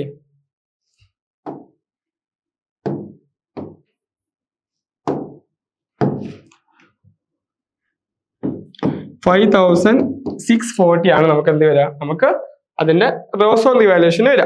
ഇനി നമ്മൾ എന്ത് ചെയ്യണം? ഈ മനോജ് ക്യാപിറ്റൽ MS ക്യാപിറ്റലിലോട്ടും എത്ര അമൗണ്ട് ആണ് ഈ ഒരു അമൗണ്ടിൽ നിന്ന് മാറ്റേണ്ടത് എന്നുള്ളതാണ് നമ്മൾ നോക്കുന്നത്. നമ്മൾ എങ്ങനെ നോക്കുക? നമ്മളുടെ റിവാലുവേഷൻ നമ്മളുടെ ഓൾഡ് ക്യാപിറ്റൽ ഓൾഡ് റേഷ്യോ വെച്ചിട്ടാണ് നമ്മൾ എന്ത് ചെയ്യുന്നത്? അത് നമ്മൾ ചെക്ക് ചെയ്യുന്നത്. ഓക്കെ, സോ നമുക്ക് എന്ത് ചെയ്യാം? അത് നമുക്കൊന്ന് ചെക്ക് ചെയ്ത് നോക്കാം. ഓക്കെ, സോ നമുക്ക് എങ്ങനെയാണ് ഇനി ആദ്യം നമുക്ക് മനോജിന്റെ ക്യാപിറ്റലിലോട്ട് എത്രയാണ് അതിന്റെ ലോസ് പോകുക എന്നുള്ളത് നോക്കാം. ഓക്കെ, സോ നമുക്ക് ഏതായാലും ഈ ഭാഗം ഇവിടെ തന്നെ നമുക്ക് ചെയ്ത് നോക്കാം. ഓക്കെ, നമുക്ക് മനോജിന് നോക്കാം. മനോജിന് എത്രയാണ് വരുന്നത്? നമ്മൾ പറഞ്ഞു 5,640 ആണ്. ഇൻറ്റു മനോജിന്റെ ഷെയർ ഓഫ് എന്താണ്? 7 ആയിരുന്നു അല്ലെ? ടോട്ടൽ എന്ന് പറയുന്നത് 7:3 ആയിരുന്നു. സോ നമ്മൾ എന്ത് ചെയ്യുന്നു? 7/10 എന്നാണ് കൊടുക്കുന്നത്. 7/10. ഓക്കെ, ഇത് നമുക്ക് ചെയ്ത് നോക്കുന്ന സമയത്ത് നമുക്കിത് കിട്ടുന്ന അമൗണ്ട് എന്ന് പറയുന്നത് 3,948. 3,948 ആണ് നമുക്ക് മനോജിന്റെ കിട്ടുക. ഇതുപോലെ തന്നെ നമ്മൾ ഹേമയുടേത് നമ്മൾ ചെയ്യുന്ന സമയത്ത് നമ്മൾ എങ്ങനെ വരിക? നമ്മൾ സെയിം പ്രോസസ് തന്നെയാണ്. 40 × 3/10. ഓക്കെ, 3/10 ആണ് നമ്മൾ എന്ത് ചെയ്തത്? അത് നോക്കുക. ഇത് നോക്കുന്ന സമയത്ത് നമുക്ക് ആൻസർ കിട്ടുന്നത് 1692 എന്നുള്ള രൂപത്തിലുള്ള ആൻസേഴ്സ് ആണ് നമുക്ക് കിട്ടുക. സോ ഇത് രണ്ടുമാണ് നമ്മൾ എന്ത് ചെയ്യുന്നത്? അവരുടെ ക്യാപിറ്റലിലോട്ട് നമ്മൾ പാസ് ചെയ്യുന്നത്. 92. അതുപോലെ തന്നെ എമയുടെ 3948 അല്ലേ? ഓക്കെ, സോ ഇതെന്താണ്? അവർക്ക് ലോസ് ആണ്. സോ ഇതെന്ത് ചെയ്യുന്നു? നമ്മൾ അവരുടെ പാർട്ട്നേഴ്സിന്റെ ക്യാപിറ്റൽ അക്കൗണ്ട് കാണിക്കുന്നു. സോ നമ്മൾ റീവാലുവേഷൻ അക്കൗണ്ട് എന്ത് ചെയ്തു? നമ്മൾ കംപ്ലീറ്റ് ചെയ്ത് കഴിഞ്ഞു. ഓക്കെ, നെക്സ്റ്റ് ഇനി നമ്മളുടെ ക്യാപിറ്റൽ അക്കൗണ്ട് ആണ്. നമുക്ക് അത് എങ്ങനെയാണ് ചെയ്യുന്നത് എന്നുള്ളത് ഒന്ന് നോക്കാം. ഓക്കെ, സോ അപ്പോൾ നമുക്ക് കണ്ടിന്യൂ ചെയ്യാം. എന്തായിരുന്നു? നമുക്ക് ഇനി പാർട്ട്നേഴ്സ് ക്യാപിറ്റൽ അക്കൗണ്ട് തയ്യാറാക്കാൻ അല്ലേ? സോ നമുക്ക് ഇവിടെ രണ്ടുപേരുടെ ക്യാപിറ്റൽ കിട്ടി കഴിഞ്ഞു. നമുക്ക് ടോട്ടൽ അതുപോലെ തന്നെ എല്ലാ കാര്യങ്ങളിലും 5,760 എന്നുള്ളൊരു ആൻസർ നമുക്ക് കിട്ടി കഴിഞ്ഞു. അപ്പോൾ ഇനി നമുക്ക് നോക്കേണ്ടത് എന്താണ്? പാർട്ട്നേഴ്സിന്റെ ക്യാപിറ്റൽ അക്കൗണ്ട് ആണ്. സോ അത് നമുക്ക് എങ്ങനെയായിരിക്കേണ്ടതാണ് ചെയ്യേണ്ടത് എന്നുള്ളത് നമുക്ക് എന്ത് ചെയ്യാം, ഒന്ന് ചെറുതായിട്ടൊന്ന് ആൻസറിന്റെ രീതിയിൽ നമുക്ക് എന്ത് ചെയ്യാം, ഡിസ്കസ് ചെയ്യാം. ഓക്കെ, സോ ഞാൻ ഇത് എടുത്തിട്ടുള്ളതിന്റെ ആൻസർ കീ ആണ്. അപ്പൊ നിങ്ങൾക്ക് കാണാം, കണ്ടോ, നമ്മൾ എന്താണ് സ്റ്റോക്ക്, അതുപോലെ തന്നെ ഇപ്പൊ ഈ പ്രീപെയ്ഡ് ഇൻഷുറൻസുകൾ, ബിൽഡിങ്സ്, കാര്യങ്ങളെല്ലാം എന്ത് ചെയ്തിട്ടുണ്ട്, നമ്മൾ കാണിച്ചിട്ടുണ്ട്. ആൻഡ് രണ്ടുപേരുടെയും ക്യാപിറ്റൽ കണ്ടോ, 5,760, അതുപോലെ തന്നെ 11,760 രണ്ടുപേരുടേതും അത് നമ്മൾ എന്ത് ചെയ്തു, നമ്മൾ കാണിച്ചു. ഓക്കെ, അതുപോലെ തന്നെ മനോജിന്റെ ക്യാപിറ്റൽ ഒക്കെ ഇതുപോലെ കാണിച്ചു. സോ നമ്മളുടെ ഫസ്റ്റ് സ്റ്റെപ്പ് ആയിട്ടുള്ള റീവാലുവേഷൻ അക്കൗണ്ട് കഴിഞ്ഞു. ഇനിയാണ് നമ്മൾ എന്തിലോട്ട് കടക്കുന്നത്, ക്യാപിറ്റൽ അക്കൗണ്ടിലോട്ട് നമ്മൾ കടക്കുന്നത്. സോ ക്യാപിറ്റൽ അക്കൗണ്ടിലോട്ട് നമ്മൾ കടക്കുന്ന സമയത്ത് നമുക്ക് നോക്കാം എങ്ങനെയാണ് ക്യാപിറ്റൽ അക്കൗണ്ടിൽ നമ്മൾ ചെയ്യേണ്ടത് എന്നുള്ളത്. ഓക്കെ, സോ ക്യാപിറ്റൽ അക്കൗണ്ടിൽ നമുക്കറിയാം നമ്മൾ എന്ത് ചെയ്യണം, ഓരോ പാർട്ട്നേഴ്സ് ഉണ്ട്. സോ പാർട്ട്നേഴ്സിന് നമ്മൾ ഓരോ കോളംസ് ആണ് നമ്മൾ കൊടുക്കാറുള്ളത്. കാരണം ഇവിടെ നമുക്ക് എന്ത് ചെയ്യും, നമ്മൾ 3 പേരുടെയും കോളംസ് നമ്മൾ ആഡ് ചെയ്തിട്ടുണ്ട്, ഡെബിറ്റ് സൈഡിലും ക്രെഡിറ്റ് സൈഡിലും. ഇനി നമ്മൾ എന്ത് ചെയ്യുന്നു, അവർക്കനുസരിച്ചുള്ള ഓരോരുത്തർക്കും അതിൻ്റെതായിട്ടുള്ള കാര്യങ്ങൾ നമ്മൾ വീതിച്ചു കൊടുക്കുകയാണ് ചെയ്യുന്നത്. ഓക്കെ, സോ നമുക്ക് എന്ത് ചെയ്യണം, അപ്പോൾ ഇനി ഇവിടെ ശ്രദ്ധിക്കേണ്ട കാര്യം എന്താണെന്ന് വെച്ച് കഴിഞ്ഞാൽ, ഇവിടെ എന്താണ് loss transfer to manage capital എന്ന്, അഥവാ റീവാലുവേഷനിൽ നമുക്ക് നഷ്ടമാണ് ഉണ്ടായിട്ടുള്ളത് അല്ലെ, റീവാലുവേഷനിൽ നഷ്ടമാണ്. സോ നഷ്ടമാകുന്ന സമയത്ത് കണ്ടോ, പാർട്ട്നേഴ്സിന് നഷ്ടമാകുന്ന സമയത്ത് അതെന്ത് ചെയ്യുന്നത്, നമ്മൾ റീവാലുവേഷൻ അക്കൗണ്ടിന്റെ ഡെബിറ്റ് സൈഡിലോട്ടാണ്, ക്യാപിറ്റൽ അക്കൗണ്ടിന്റെ ഡെബിറ്റ് സൈഡിലോട്ടാണ് നമ്മൾ എന്ത് ചെയ്യുന്നത്, നമ്മൾ മാറ്റുന്നത്. ഇനി നമുക്ക് ഇവിടെ പ്രോഫിറ്റ് ആണെന്നുണ്ടെങ്കിൽ നമ്മൾ ക്രെഡിറ്റ് സൈഡിലോട്ടായിരുന്നു നമ്മൾ എഴുതുന്നുണ്ടായിരുന്നത്. ഓക്കെ, അതുപോലെ തന്നെ നമുക്ക് ക്വസ്റ്റ്യൻ ഉണ്ടായിരുന്ന മറ്റു കാര്യമായിരുന്നു നമ്മളുടെ ഓൾറെഡി നമുക്ക് ബുക്കിലുള്ള ഗുഡ്വിൽ അല്ലെ, ഓൾറെഡി നമുക്കുള്ള ഗുഡ്വിൽ എന്താണ്, അത് ഓൾഡ് പാർട്ട്നേഴ്സിന് അവകാശപ്പെട്ടതാണ്, അത് വീതിച്ചെടുക്കുകയാണ് ഇവിടെ ആദ്യം ചെയ്യുന്നത്. അതുപോലെ തന്നെ പിന്നെ ഇവരുടെ രണ്ടുപേരുടെയും ആദ്യത്തെ ക്യാപിറ്റൽ ഇവിടെ കാണിച്ചിട്ടുണ്ട്. അതുപോലെ തന്നെ തരുണിന്റെ ക്യാപിറ്റലും ഇവിടെ എന്ത് ചെയ്തിട്ടുണ്ട്, കാണിച്ചിട്ടുണ്ട്. ഓക്കെ, നെക്സ്റ്റ് അതുപോലെ തന്നെ പിന്നെയുള്ള കാര്യങ്ങൾ, അതുപോലെ തന്നെ നമ്മൾ ഇനി ഓരോ കാര്യങ്ങൾ ഇവിടെ നമുക്ക് തന്നിട്ടുള്ള ജനറൽ റിസർവുകൾ നമുക്ക് എന്ത് ചെയ്യാം, അത് പഴയ പാർട്ട്നേഴ്സിന് വീതിച്ചു കൊടുക്കേണ്ട സാധനമാണ്. സോ അതെന്ത് ചെയ്യുന്നുണ്ടോ, ഇവിടെ റിസർവ് ഉണ്ട് 18,000, അത് എന്ത് ചെയ്യുന്നുണ്ട്, അത് ഇവിടെ വീതിച്ചു കൊടുക്കുന്നുണ്ട്. കണ്ടോ, 12,600 അതുപോലെ 5,400 ഒക്കെ ആയിട്ട്. അതുപോലെ തന്നെ പിന്നെ ഈ ഒരു പുതിയൊരു പാർട്ണർ കൊണ്ടുവന്നിട്ടുള്ള ഗുഡ്വിൽ അത് എന്ത് ചെയ്യുന്നുണ്ട്, പഴയ പാർട്ട്നേഴ്സ് രണ്ടുപേരും വീതിച്ചെടുക്കുന്നുണ്ട്. അപ്പോൾ ഇത്തരം കാര്യങ്ങളൊക്കെയാണ് നമ്മൾ എന്ത് ചെയ്യുന്നത്, നമ്മളുടെ പാർട്ട്നേഴ്സിന്റെ ക്യാപിറ്റൽ അക്കൗണ്ടിൽ നമ്മൾ രേഖപ്പെടുത്തുന്നത്. ശേഷം എന്ത് ചെയ്യുന്നു, നമ്മൾ പാർട്ട്നേഴ്സിന്റെ ക്യാപിറ്റൽ അക്കൗണ്ട് ബാലൻസ് ചെയ്യാണ്. ബാലൻസ് ചെയ്യുമ്പോൾ നമുക്ക് ഇവരുടെ പുതിയ ക്യാപിറ്റൽ നമുക്ക് കിട്ടും. കണ്ടോ, ഒരാളത് അതായത് മനോജിൻ്റെത് 1,40,000, ഹേമയുടേത് 60,000, തരുണിൻ്റെത് 40,000. ഇങ്ങനെ 3 പേരുടേത് നമുക്ക് എന്ത് ചെയ്യും, നമുക്ക് സെപ്പറേറ്റ് ആയിട്ട് നമുക്ക് കിട്ടുന്നുണ്ട്. അപ്പോൾ അത് കഴിഞ്ഞതിന് ശേഷം ഇനി നമ്മളോട് പറഞ്ഞിട്ടുള്ള കാര്യം എന്തായിരുന്നു, ക്വസ്റ്റ്യൻ നമ്മളോട് പറഞ്ഞിട്ടുള്ളത്, ക്രിയേറ്റ് ചെയ്യാൻ പറഞ്ഞിട്ടുള്ളത്, അത് നമ്മൾ റീവാലുവേഷൻ അക്കൗണ്ട് തയ്യാറാക്കാൻ പറഞ്ഞു, അത് നമ്മൾ തയ്യാറാക്കി കഴിഞ്ഞു. ഇനി പാർട്ട്നേഴ്സ് ക്യാപിറ്റൽ അക്കൗണ്ട് നമ്മളോട് ചെയ്യാൻ പറഞ്ഞു, അത് നമ്മൾ എന്ത് ചെയ്തു, ഡിസ്കസ് ചെയ്തു. ഇനി നമ്മളോട് പറഞ്ഞിട്ടുള്ളത് ക്യാഷ് അക്കൗണ്ടുകളും അതുപോലെ തന്നെ ബാലൻസ് ഷീറ്റും ആണ്. ഓക്കെ, സോ നമുക്ക് എന്ത് ചെയ്യാം, നമുക്ക് ബാലൻസ് ഷീറ്റ് നോക്കാം, എങ്ങനെയാണ് ബാലൻസ് ഷീറ്റ് തയ്യാറാക്കുന്നത് എന്നുള്ളത് കൂടി ചെക്ക് ചെയ്യാം. സോ ബാലൻസ് ഷീറ്റിൽ നമുക്കറിയാം നമ്മളുടെ എല്ലാ കാര്യങ്ങളും അല്ലെ, നമ്മളുടെ എല്ലാ അസറ്റുകളും അതുപോലെ തന്നെ ലയബിലിറ്റികളൊക്കെ നമ്മൾ രേഖപ്പെടുത്തുന്ന ഒരു സ്റ്റേറ്റ്മെന്റ് ആണ് ബാലൻസ് ഷീറ്റ് എന്ന് പറയുന്നത്. ഓക്കെ, സോ അതിൽ നമുക്ക് ആദ്യം ഇതിൽ നമ്മൾ നോക്കേണ്ട കാര്യം എന്താണെന്ന് വെച്ച് കഴിഞ്ഞാൽ, നമ്മളുടെ പ്രീവിയസ് ഇയറിലെ ബാലൻസ് ഷീറ്റ് നോക്കുക, അതിൽ ഉള്ള എൻട്രീസ് അതിനനുസരിച്ച് നമ്മൾ എന്ത് ചെയ്യുക, നമ്മൾ ഇതിലോട്ട് എടുത്തെഴുതാം. ഓക്കെ, എടുത്തെഴുതുന്ന സമയത്ത് നമ്മൾ ശ്രദ്ധിക്കേണ്ട കാര്യം എന്താണെന്ന് വെച്ച് കഴിഞ്ഞാൽ, നമ്മൾ ഇവിടെ എന്ത് ക്രിയേറ്റ് ചെയ്തിട്ടുണ്ട്, നമ്മൾ റീവാലുവേഷൻ അക്കൗണ്ട് തയ്യാറാക്കിയിട്ടുണ്ട് അല്ലേ. സോ റീവാലുവേഷൻ തയ്യാറാക്കിയ സമയത്ത് നമ്മൾ എന്ത് സംഭവിച്ചു, നമുക്ക് ചില അസറ്റുകളിലും ചില ലാബിലിറ്റികളിലൊക്കെ എന്ത് ചെയ്തു, പുതിയ മാറ്റങ്ങൾ വന്നു. അതായത് നമുക്ക് റീവാലുവേഷൻ അക്കൗണ്ട് ചില സാധനത്തിന്റെ വാല്യൂ കൂടി കിടക്കുന്നുണ്ടായിരുന്നു അല്ലെ, ചിലതിന്റെ വാല്യൂ കുറഞ്ഞിട്ടുണ്ട്. ഫോർ എക്സാമ്പിൾ പറയുന്നത് നമുക്ക് ക്വസ്റ്റ്യൻ ഉണ്ടായിരുന്ന സ്റ്റോക്കിന്റെ വാല്യൂ 35,000 ആയിരുന്നു, അത് എന്ത് ചെയ്തിട്ടുണ്ട്, റീവാല്യൂഡ് ആയിട്ട് 40,000 എന്നുള്ളതുണ്ട്. അപ്പൊ നമ്മൾ ഇവിടെ ഏത് വാല്യൂ ആണ് നമ്മൾ ഈ കറന്റ് ഇയറിലെ ബാലൻസ് ഷീറ്റിൽ കാണിക്കേണ്ടത്, അതായത് റീവാല്യൂഡ് ആയിട്ടുള്ള ബാലൻസ് ആണ് നമ്മൾ എന്ത് ചെയ്യേണ്ടത്, റിവാലുവേഷൻ അക്കൗണ്ട് നമ്മൾ കാണിക്കേണ്ടത്. അതുപോലെ തന്നെ അണ്ടർകോഡ് അസറ്റുകളൊക്കെ കണ്ടെത്തിയിട്ടുണ്ടെന്നുണ്ടെങ്കിൽ, അണ്ടർകോഡ് ലാബിലിറ്റീസ് കണ്ടെത്തിയിട്ടുണ്ടെന്നുണ്ടെങ്കിൽ അതൊക്കെ നമ്മൾ എന്ത് ചെയ്യണം, ബാലൻസ് ഷീറ്റിൽ പുതുതായിട്ട് ആഡ് ചെയ്യേണ്ടതായിട്ടുണ്ട്. അപ്പോൾ നമുക്കിനി ആ രൂപത്തിലാണ് നമ്മൾ എന്ത് ചെയ്യുക, ബാലൻസ് ഷീറ്റ് തയ്യാറാക്കേണ്ടതായിട്ടുള്ളത്. ഓക്കെ, കണ്ടോ, ബിൽസ് പേബിൾ വന്നിട്ടുണ്ട്, അതുപോലെ തന്നെ സെൻട്രി ക്രെഡിറ്റേഴ്സ് ഇവിടെ ഓക്കെ നമ്മുടെ ബാങ്കിന്റെ കേസ് വന്നിട്ടുണ്ട്. പിന്നെ സെൻട്രി ഡെപ്റ്റേഴ്സ് 45,000 ആണ്, അതുപോലെ തന്നെ സ്റ്റോക്ക് 40,000 ആണ് അല്ലേ. അതായത് റീവാല്യൂഡ് ആയിട്ടുള്ള എമൗണ്ട് ആണ് എന്ത് വന്നിട്ടുള്ളത്, 40,000. അതാണ് അവിടെ നമ്മൾ കാണിച്ചിട്ടുള്ളത് എന്നർത്ഥം. ഓക്കെ, പിന്നെ ഈ സ്റ്റോക്ക് ഇൻവെസ്റ്റ്മെന്റ് ശ്രദ്ധിക്കുക, ഇൻവെസ്റ്റ്മെന്റ് നമ്മുടെ 11,440 ആണ്. അതായത് അതൊരു അഡ്ജസ്റ്റഡ് ഫിഗർ ആണ് ഇവിടെ കൊടുത്തിട്ടുള്ളത്. എന്തായിരുന്നു, ഇതിൽ നിന്ന് നമ്മൾ ഡിപ്രീസിയേഷൻ മൈനസ് ചെയ്തിട്ടുണ്ടാവും. ഓക്കെ, ഡിപ്രീസിയേഷൻ ലെസ് ചെയ്തിട്ടുള്ള എമൗണ്ട് ആണ് എന്ത് ഈ 11,440. അത് അതുപോലെ തന്നെയാണ് ഏതിലൊക്കെ എങ്ങനെ വരും, നമ്മളുടെ അസറ്റ് ആയിട്ടുള്ള മെഷീനറിയിലും അതുപോലെ തന്നെ ബിൽഡിങ്ങിലൊക്കെ എന്ത് വരുന്നുണ്ട്, ഡിപ്രീസിയേഷൻ എമൗണ്ട് മൈനസ് ചെയ്തിട്ടാണ് നമ്മൾ കാണിച്ചിട്ടുള്ളത്. ഓക്കെ, അങ്ങനെ അഡ്ജസ്റ്റഡ് എമൗണ്ട് ആണ് നമുക്ക് എന്തിൽ വരിക, നമുക്ക് ബാലൻസ് ഷീറ്റിൽ കാണിക്കേണ്ടതായിട്ടുണ്ടായിരിക്കാം. ഓക്കെ, ശേഷം നമ്മൾ അവരുടെ ക്യാപിറ്റൽ നമ്മൾ എന്ത് ചെയ്യുന്നു, ഇങ്ങോട്ട് എടുത്ത് ചെയ്യുന്നു. സോ നമുക്കത് ചെയ്യുന്ന സമയത്ത് നമുക്ക് എന്തായിരിക്കണം, നമ്മൾ അക്കൗണ്ട് ടാലി ആയിരിക്കണം. ടാലി ആയി കഴിഞ്ഞാലാണ് നമ്മൾ എന്ത് ചെയ്യുക, നമ്മൾ ചെയ്തതിൽ മിസ്റ്റേക്കുകൾ ഇല്ല, നമ്മളിത് ക്ലിയർ ആണ് എന്നുള്ള രീതിയിൽ നമുക്ക് കാര്യങ്ങൾ മനസ്സിലാക്കാൻ പറ്റുക. ഓക്കെ, സോ ഇതാണ് നമ്മളുടെ ഈ ഒരു ക്വസ്റ്റ്യൻ എന്ന് പറയുന്നത്. അതായത് നമ്മൾ ആദ്യം ചെയ്തത് എന്താണെന്ന് വെച്ച് കഴിഞ്ഞാൽ, ആദ്യം നമ്മളോട് പറഞ്ഞ രീതിയിൽ നമ്മൾ എന്ത് ചെയ്തു, ആദ്യം ഒരു പാർട്ണർ പുതുതായിട്ട് ആഡ് ചെയ്യായിരുന്നു. ആഡ് ചെയ്യുന്ന സമയത്ത് നമ്മൾ എന്ത് ചെയ്യണം, നമുക്ക് ആദ്യം നമ്മൾ പഴയ കാര്യങ്ങൾ ഒത്തുതീർപ്പാക്കണം. അതിനാണ് നമ്മൾ എന്ത് ചെയ്യുന്നത്, റീവാലുവേഷൻ അക്കൗണ്ട് തയ്യാറാക്കുന്നത്. അല്ല, ഇതിന്റെ റീവാലുവേഷൻ നമ്മൾ ചെയ്തു. ശേഷം നമ്മൾ എന്ത് ചെയ്യാണ്, ഈ പുതിയ പാർട്ണറെ നമ്മുടെ പാർട്ണേഴ്സിലോട്ട് ഇതിൽ ആഡ് ചെയ്യുന്ന ഭാഗമായിട്ട് നമ്മൾ പുതിയൊരു പാർട്ണേഴ്സ് ക്യാപിറ്റൽ അക്കൗണ്ട് തയ്യാറാക്കുന്നു. അതിൽ നമ്മൾ എല്ലാവരുടെയും പഴയ കണക്കുകളെല്ലാം കൊടുത്തു തീർത്തു, പുതിയൊരാളെ അതിലോട്ട് ആഡ് ചെയ്യുകയും ചെയ്തു, അവരുടെ പുതിയ ക്യാപിറ്റൽ ആക്കുകയും ചെയ്തു. ശേഷമാണ് നമ്മൾ എന്ത് ചെയ്തത്, നമ്മൾ ബാലൻസ് ഷീറ്റ് തയ്യാറാക്കിയിട്ടുള്ളത്. ഇനി ഇവിടെ നിന്ന് അങ്ങോട്ട് ഈ രീതിയിലായിരിക്കും കാര്യങ്ങൾ മുന്നോട്ട് കൊണ്ടുപോവുക എന്നുള്ളതാണ് ഉണ്ടായിരിക്കുക. ഓക്കെ, സോ ഇത്തരം കാര്യങ്ങളാണ് നമുക്ക് എന്ത് ചെയ്യാനുള്ളത്, നമുക്ക് ഇന്നത്തെ ഈ ഒരു സെഷനിൽ ചർച്ച ചെയ്യാനുള്ളത്. അപ്പോൾ പാർട്ണർഷിപ്പ് എന്ന് പറയുന്ന ഈ ഒരു പാർട്ടിൽ നമുക്ക് ഒരുപാട് കാര്യങ്ങൾ നമുക്ക് കവർ ചെയ്യാനുണ്ട്. നമുക്ക് മറ്റു കാര്യങ്ങളൊക്കെ മീൻസ് ഇതിന്റെ ഇതിപ്പോ അഡ്മിഷൻ ഓഫ് എ പാർട്ണറിന്റെ ഭാഗമാണ് നമ്മൾ പറഞ്ഞിട്ടുള്ളത്. അതുപോലെ തന്നെ ഇനിയിപ്പോ ഡെത്ത്, അതല്ലാന്നുണ്ടെങ്കിൽ റിട്ടയർമെന്റ്, ഇങ്ങനത്തെ കേസുകൾ വരുന്ന സമയത്ത് നമ്മൾ ഏതൊക്കെ രീതിയിലുള്ള ട്രീറ്റ്മെന്റുകളാണ് ചെയ്യുന്നത് എന്നൊക്കെ സംബന്ധിച്ചിട്ട് നമ്മുടെ ക്ലാസ്സുകൾ നെക്സ്റ്റ് ലൈവ് ക്ലാസ്സുകളിലൊക്കെ വരുന്നുണ്ട്. സോ അതൊക്കെ എല്ലാവരും വാച്ച് ചെയ്യുക. അപ്പോൾ അതുപോലെ തന്നെ പാർട്ണർഷിപ്പ് എന്ന് പറയുന്ന ഭാഗം നമുക്കറിയാം വളരെ ഒരു 4-5 ചാപ്റ്റേഴ്സിലായിട്ട് കവർ ചെയ്യുന്ന ഒരു ഭാഗമാണ്. മാത്രമല്ല അത്യാവശ്യം വെയിറ്റേജ് വരുന്ന ഒരു ഭാഗം കൂടിയാണ് എന്ത് പാർട്ണർഷിപ്പ് എന്ന് പറയുന്നത്. അപ്പൊ കൃത്യമായിട്ട് കാര്യങ്ങൾ പഠിക്കുക.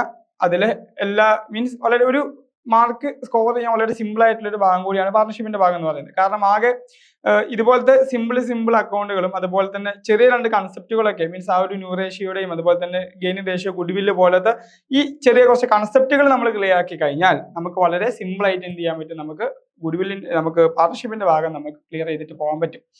ഓക്കെ, സോ ആ ഒരു കാര്യങ്ങൾ എന്ത് ചെയ്യുക, ശ്രദ്ധിക്കുക. ഓക്കെ, സോ നമ്മുടെ എക്സാമിന് കൃത്യമായിട്ട് പ്രിപ്പയർ ചെയ്യാം. ഓക്കെ, സോ നെക്സ്റ്റ് ക്ലാസ്സിൽ നമുക്ക് വീണ്ടും കാണാം. Okay, thank you.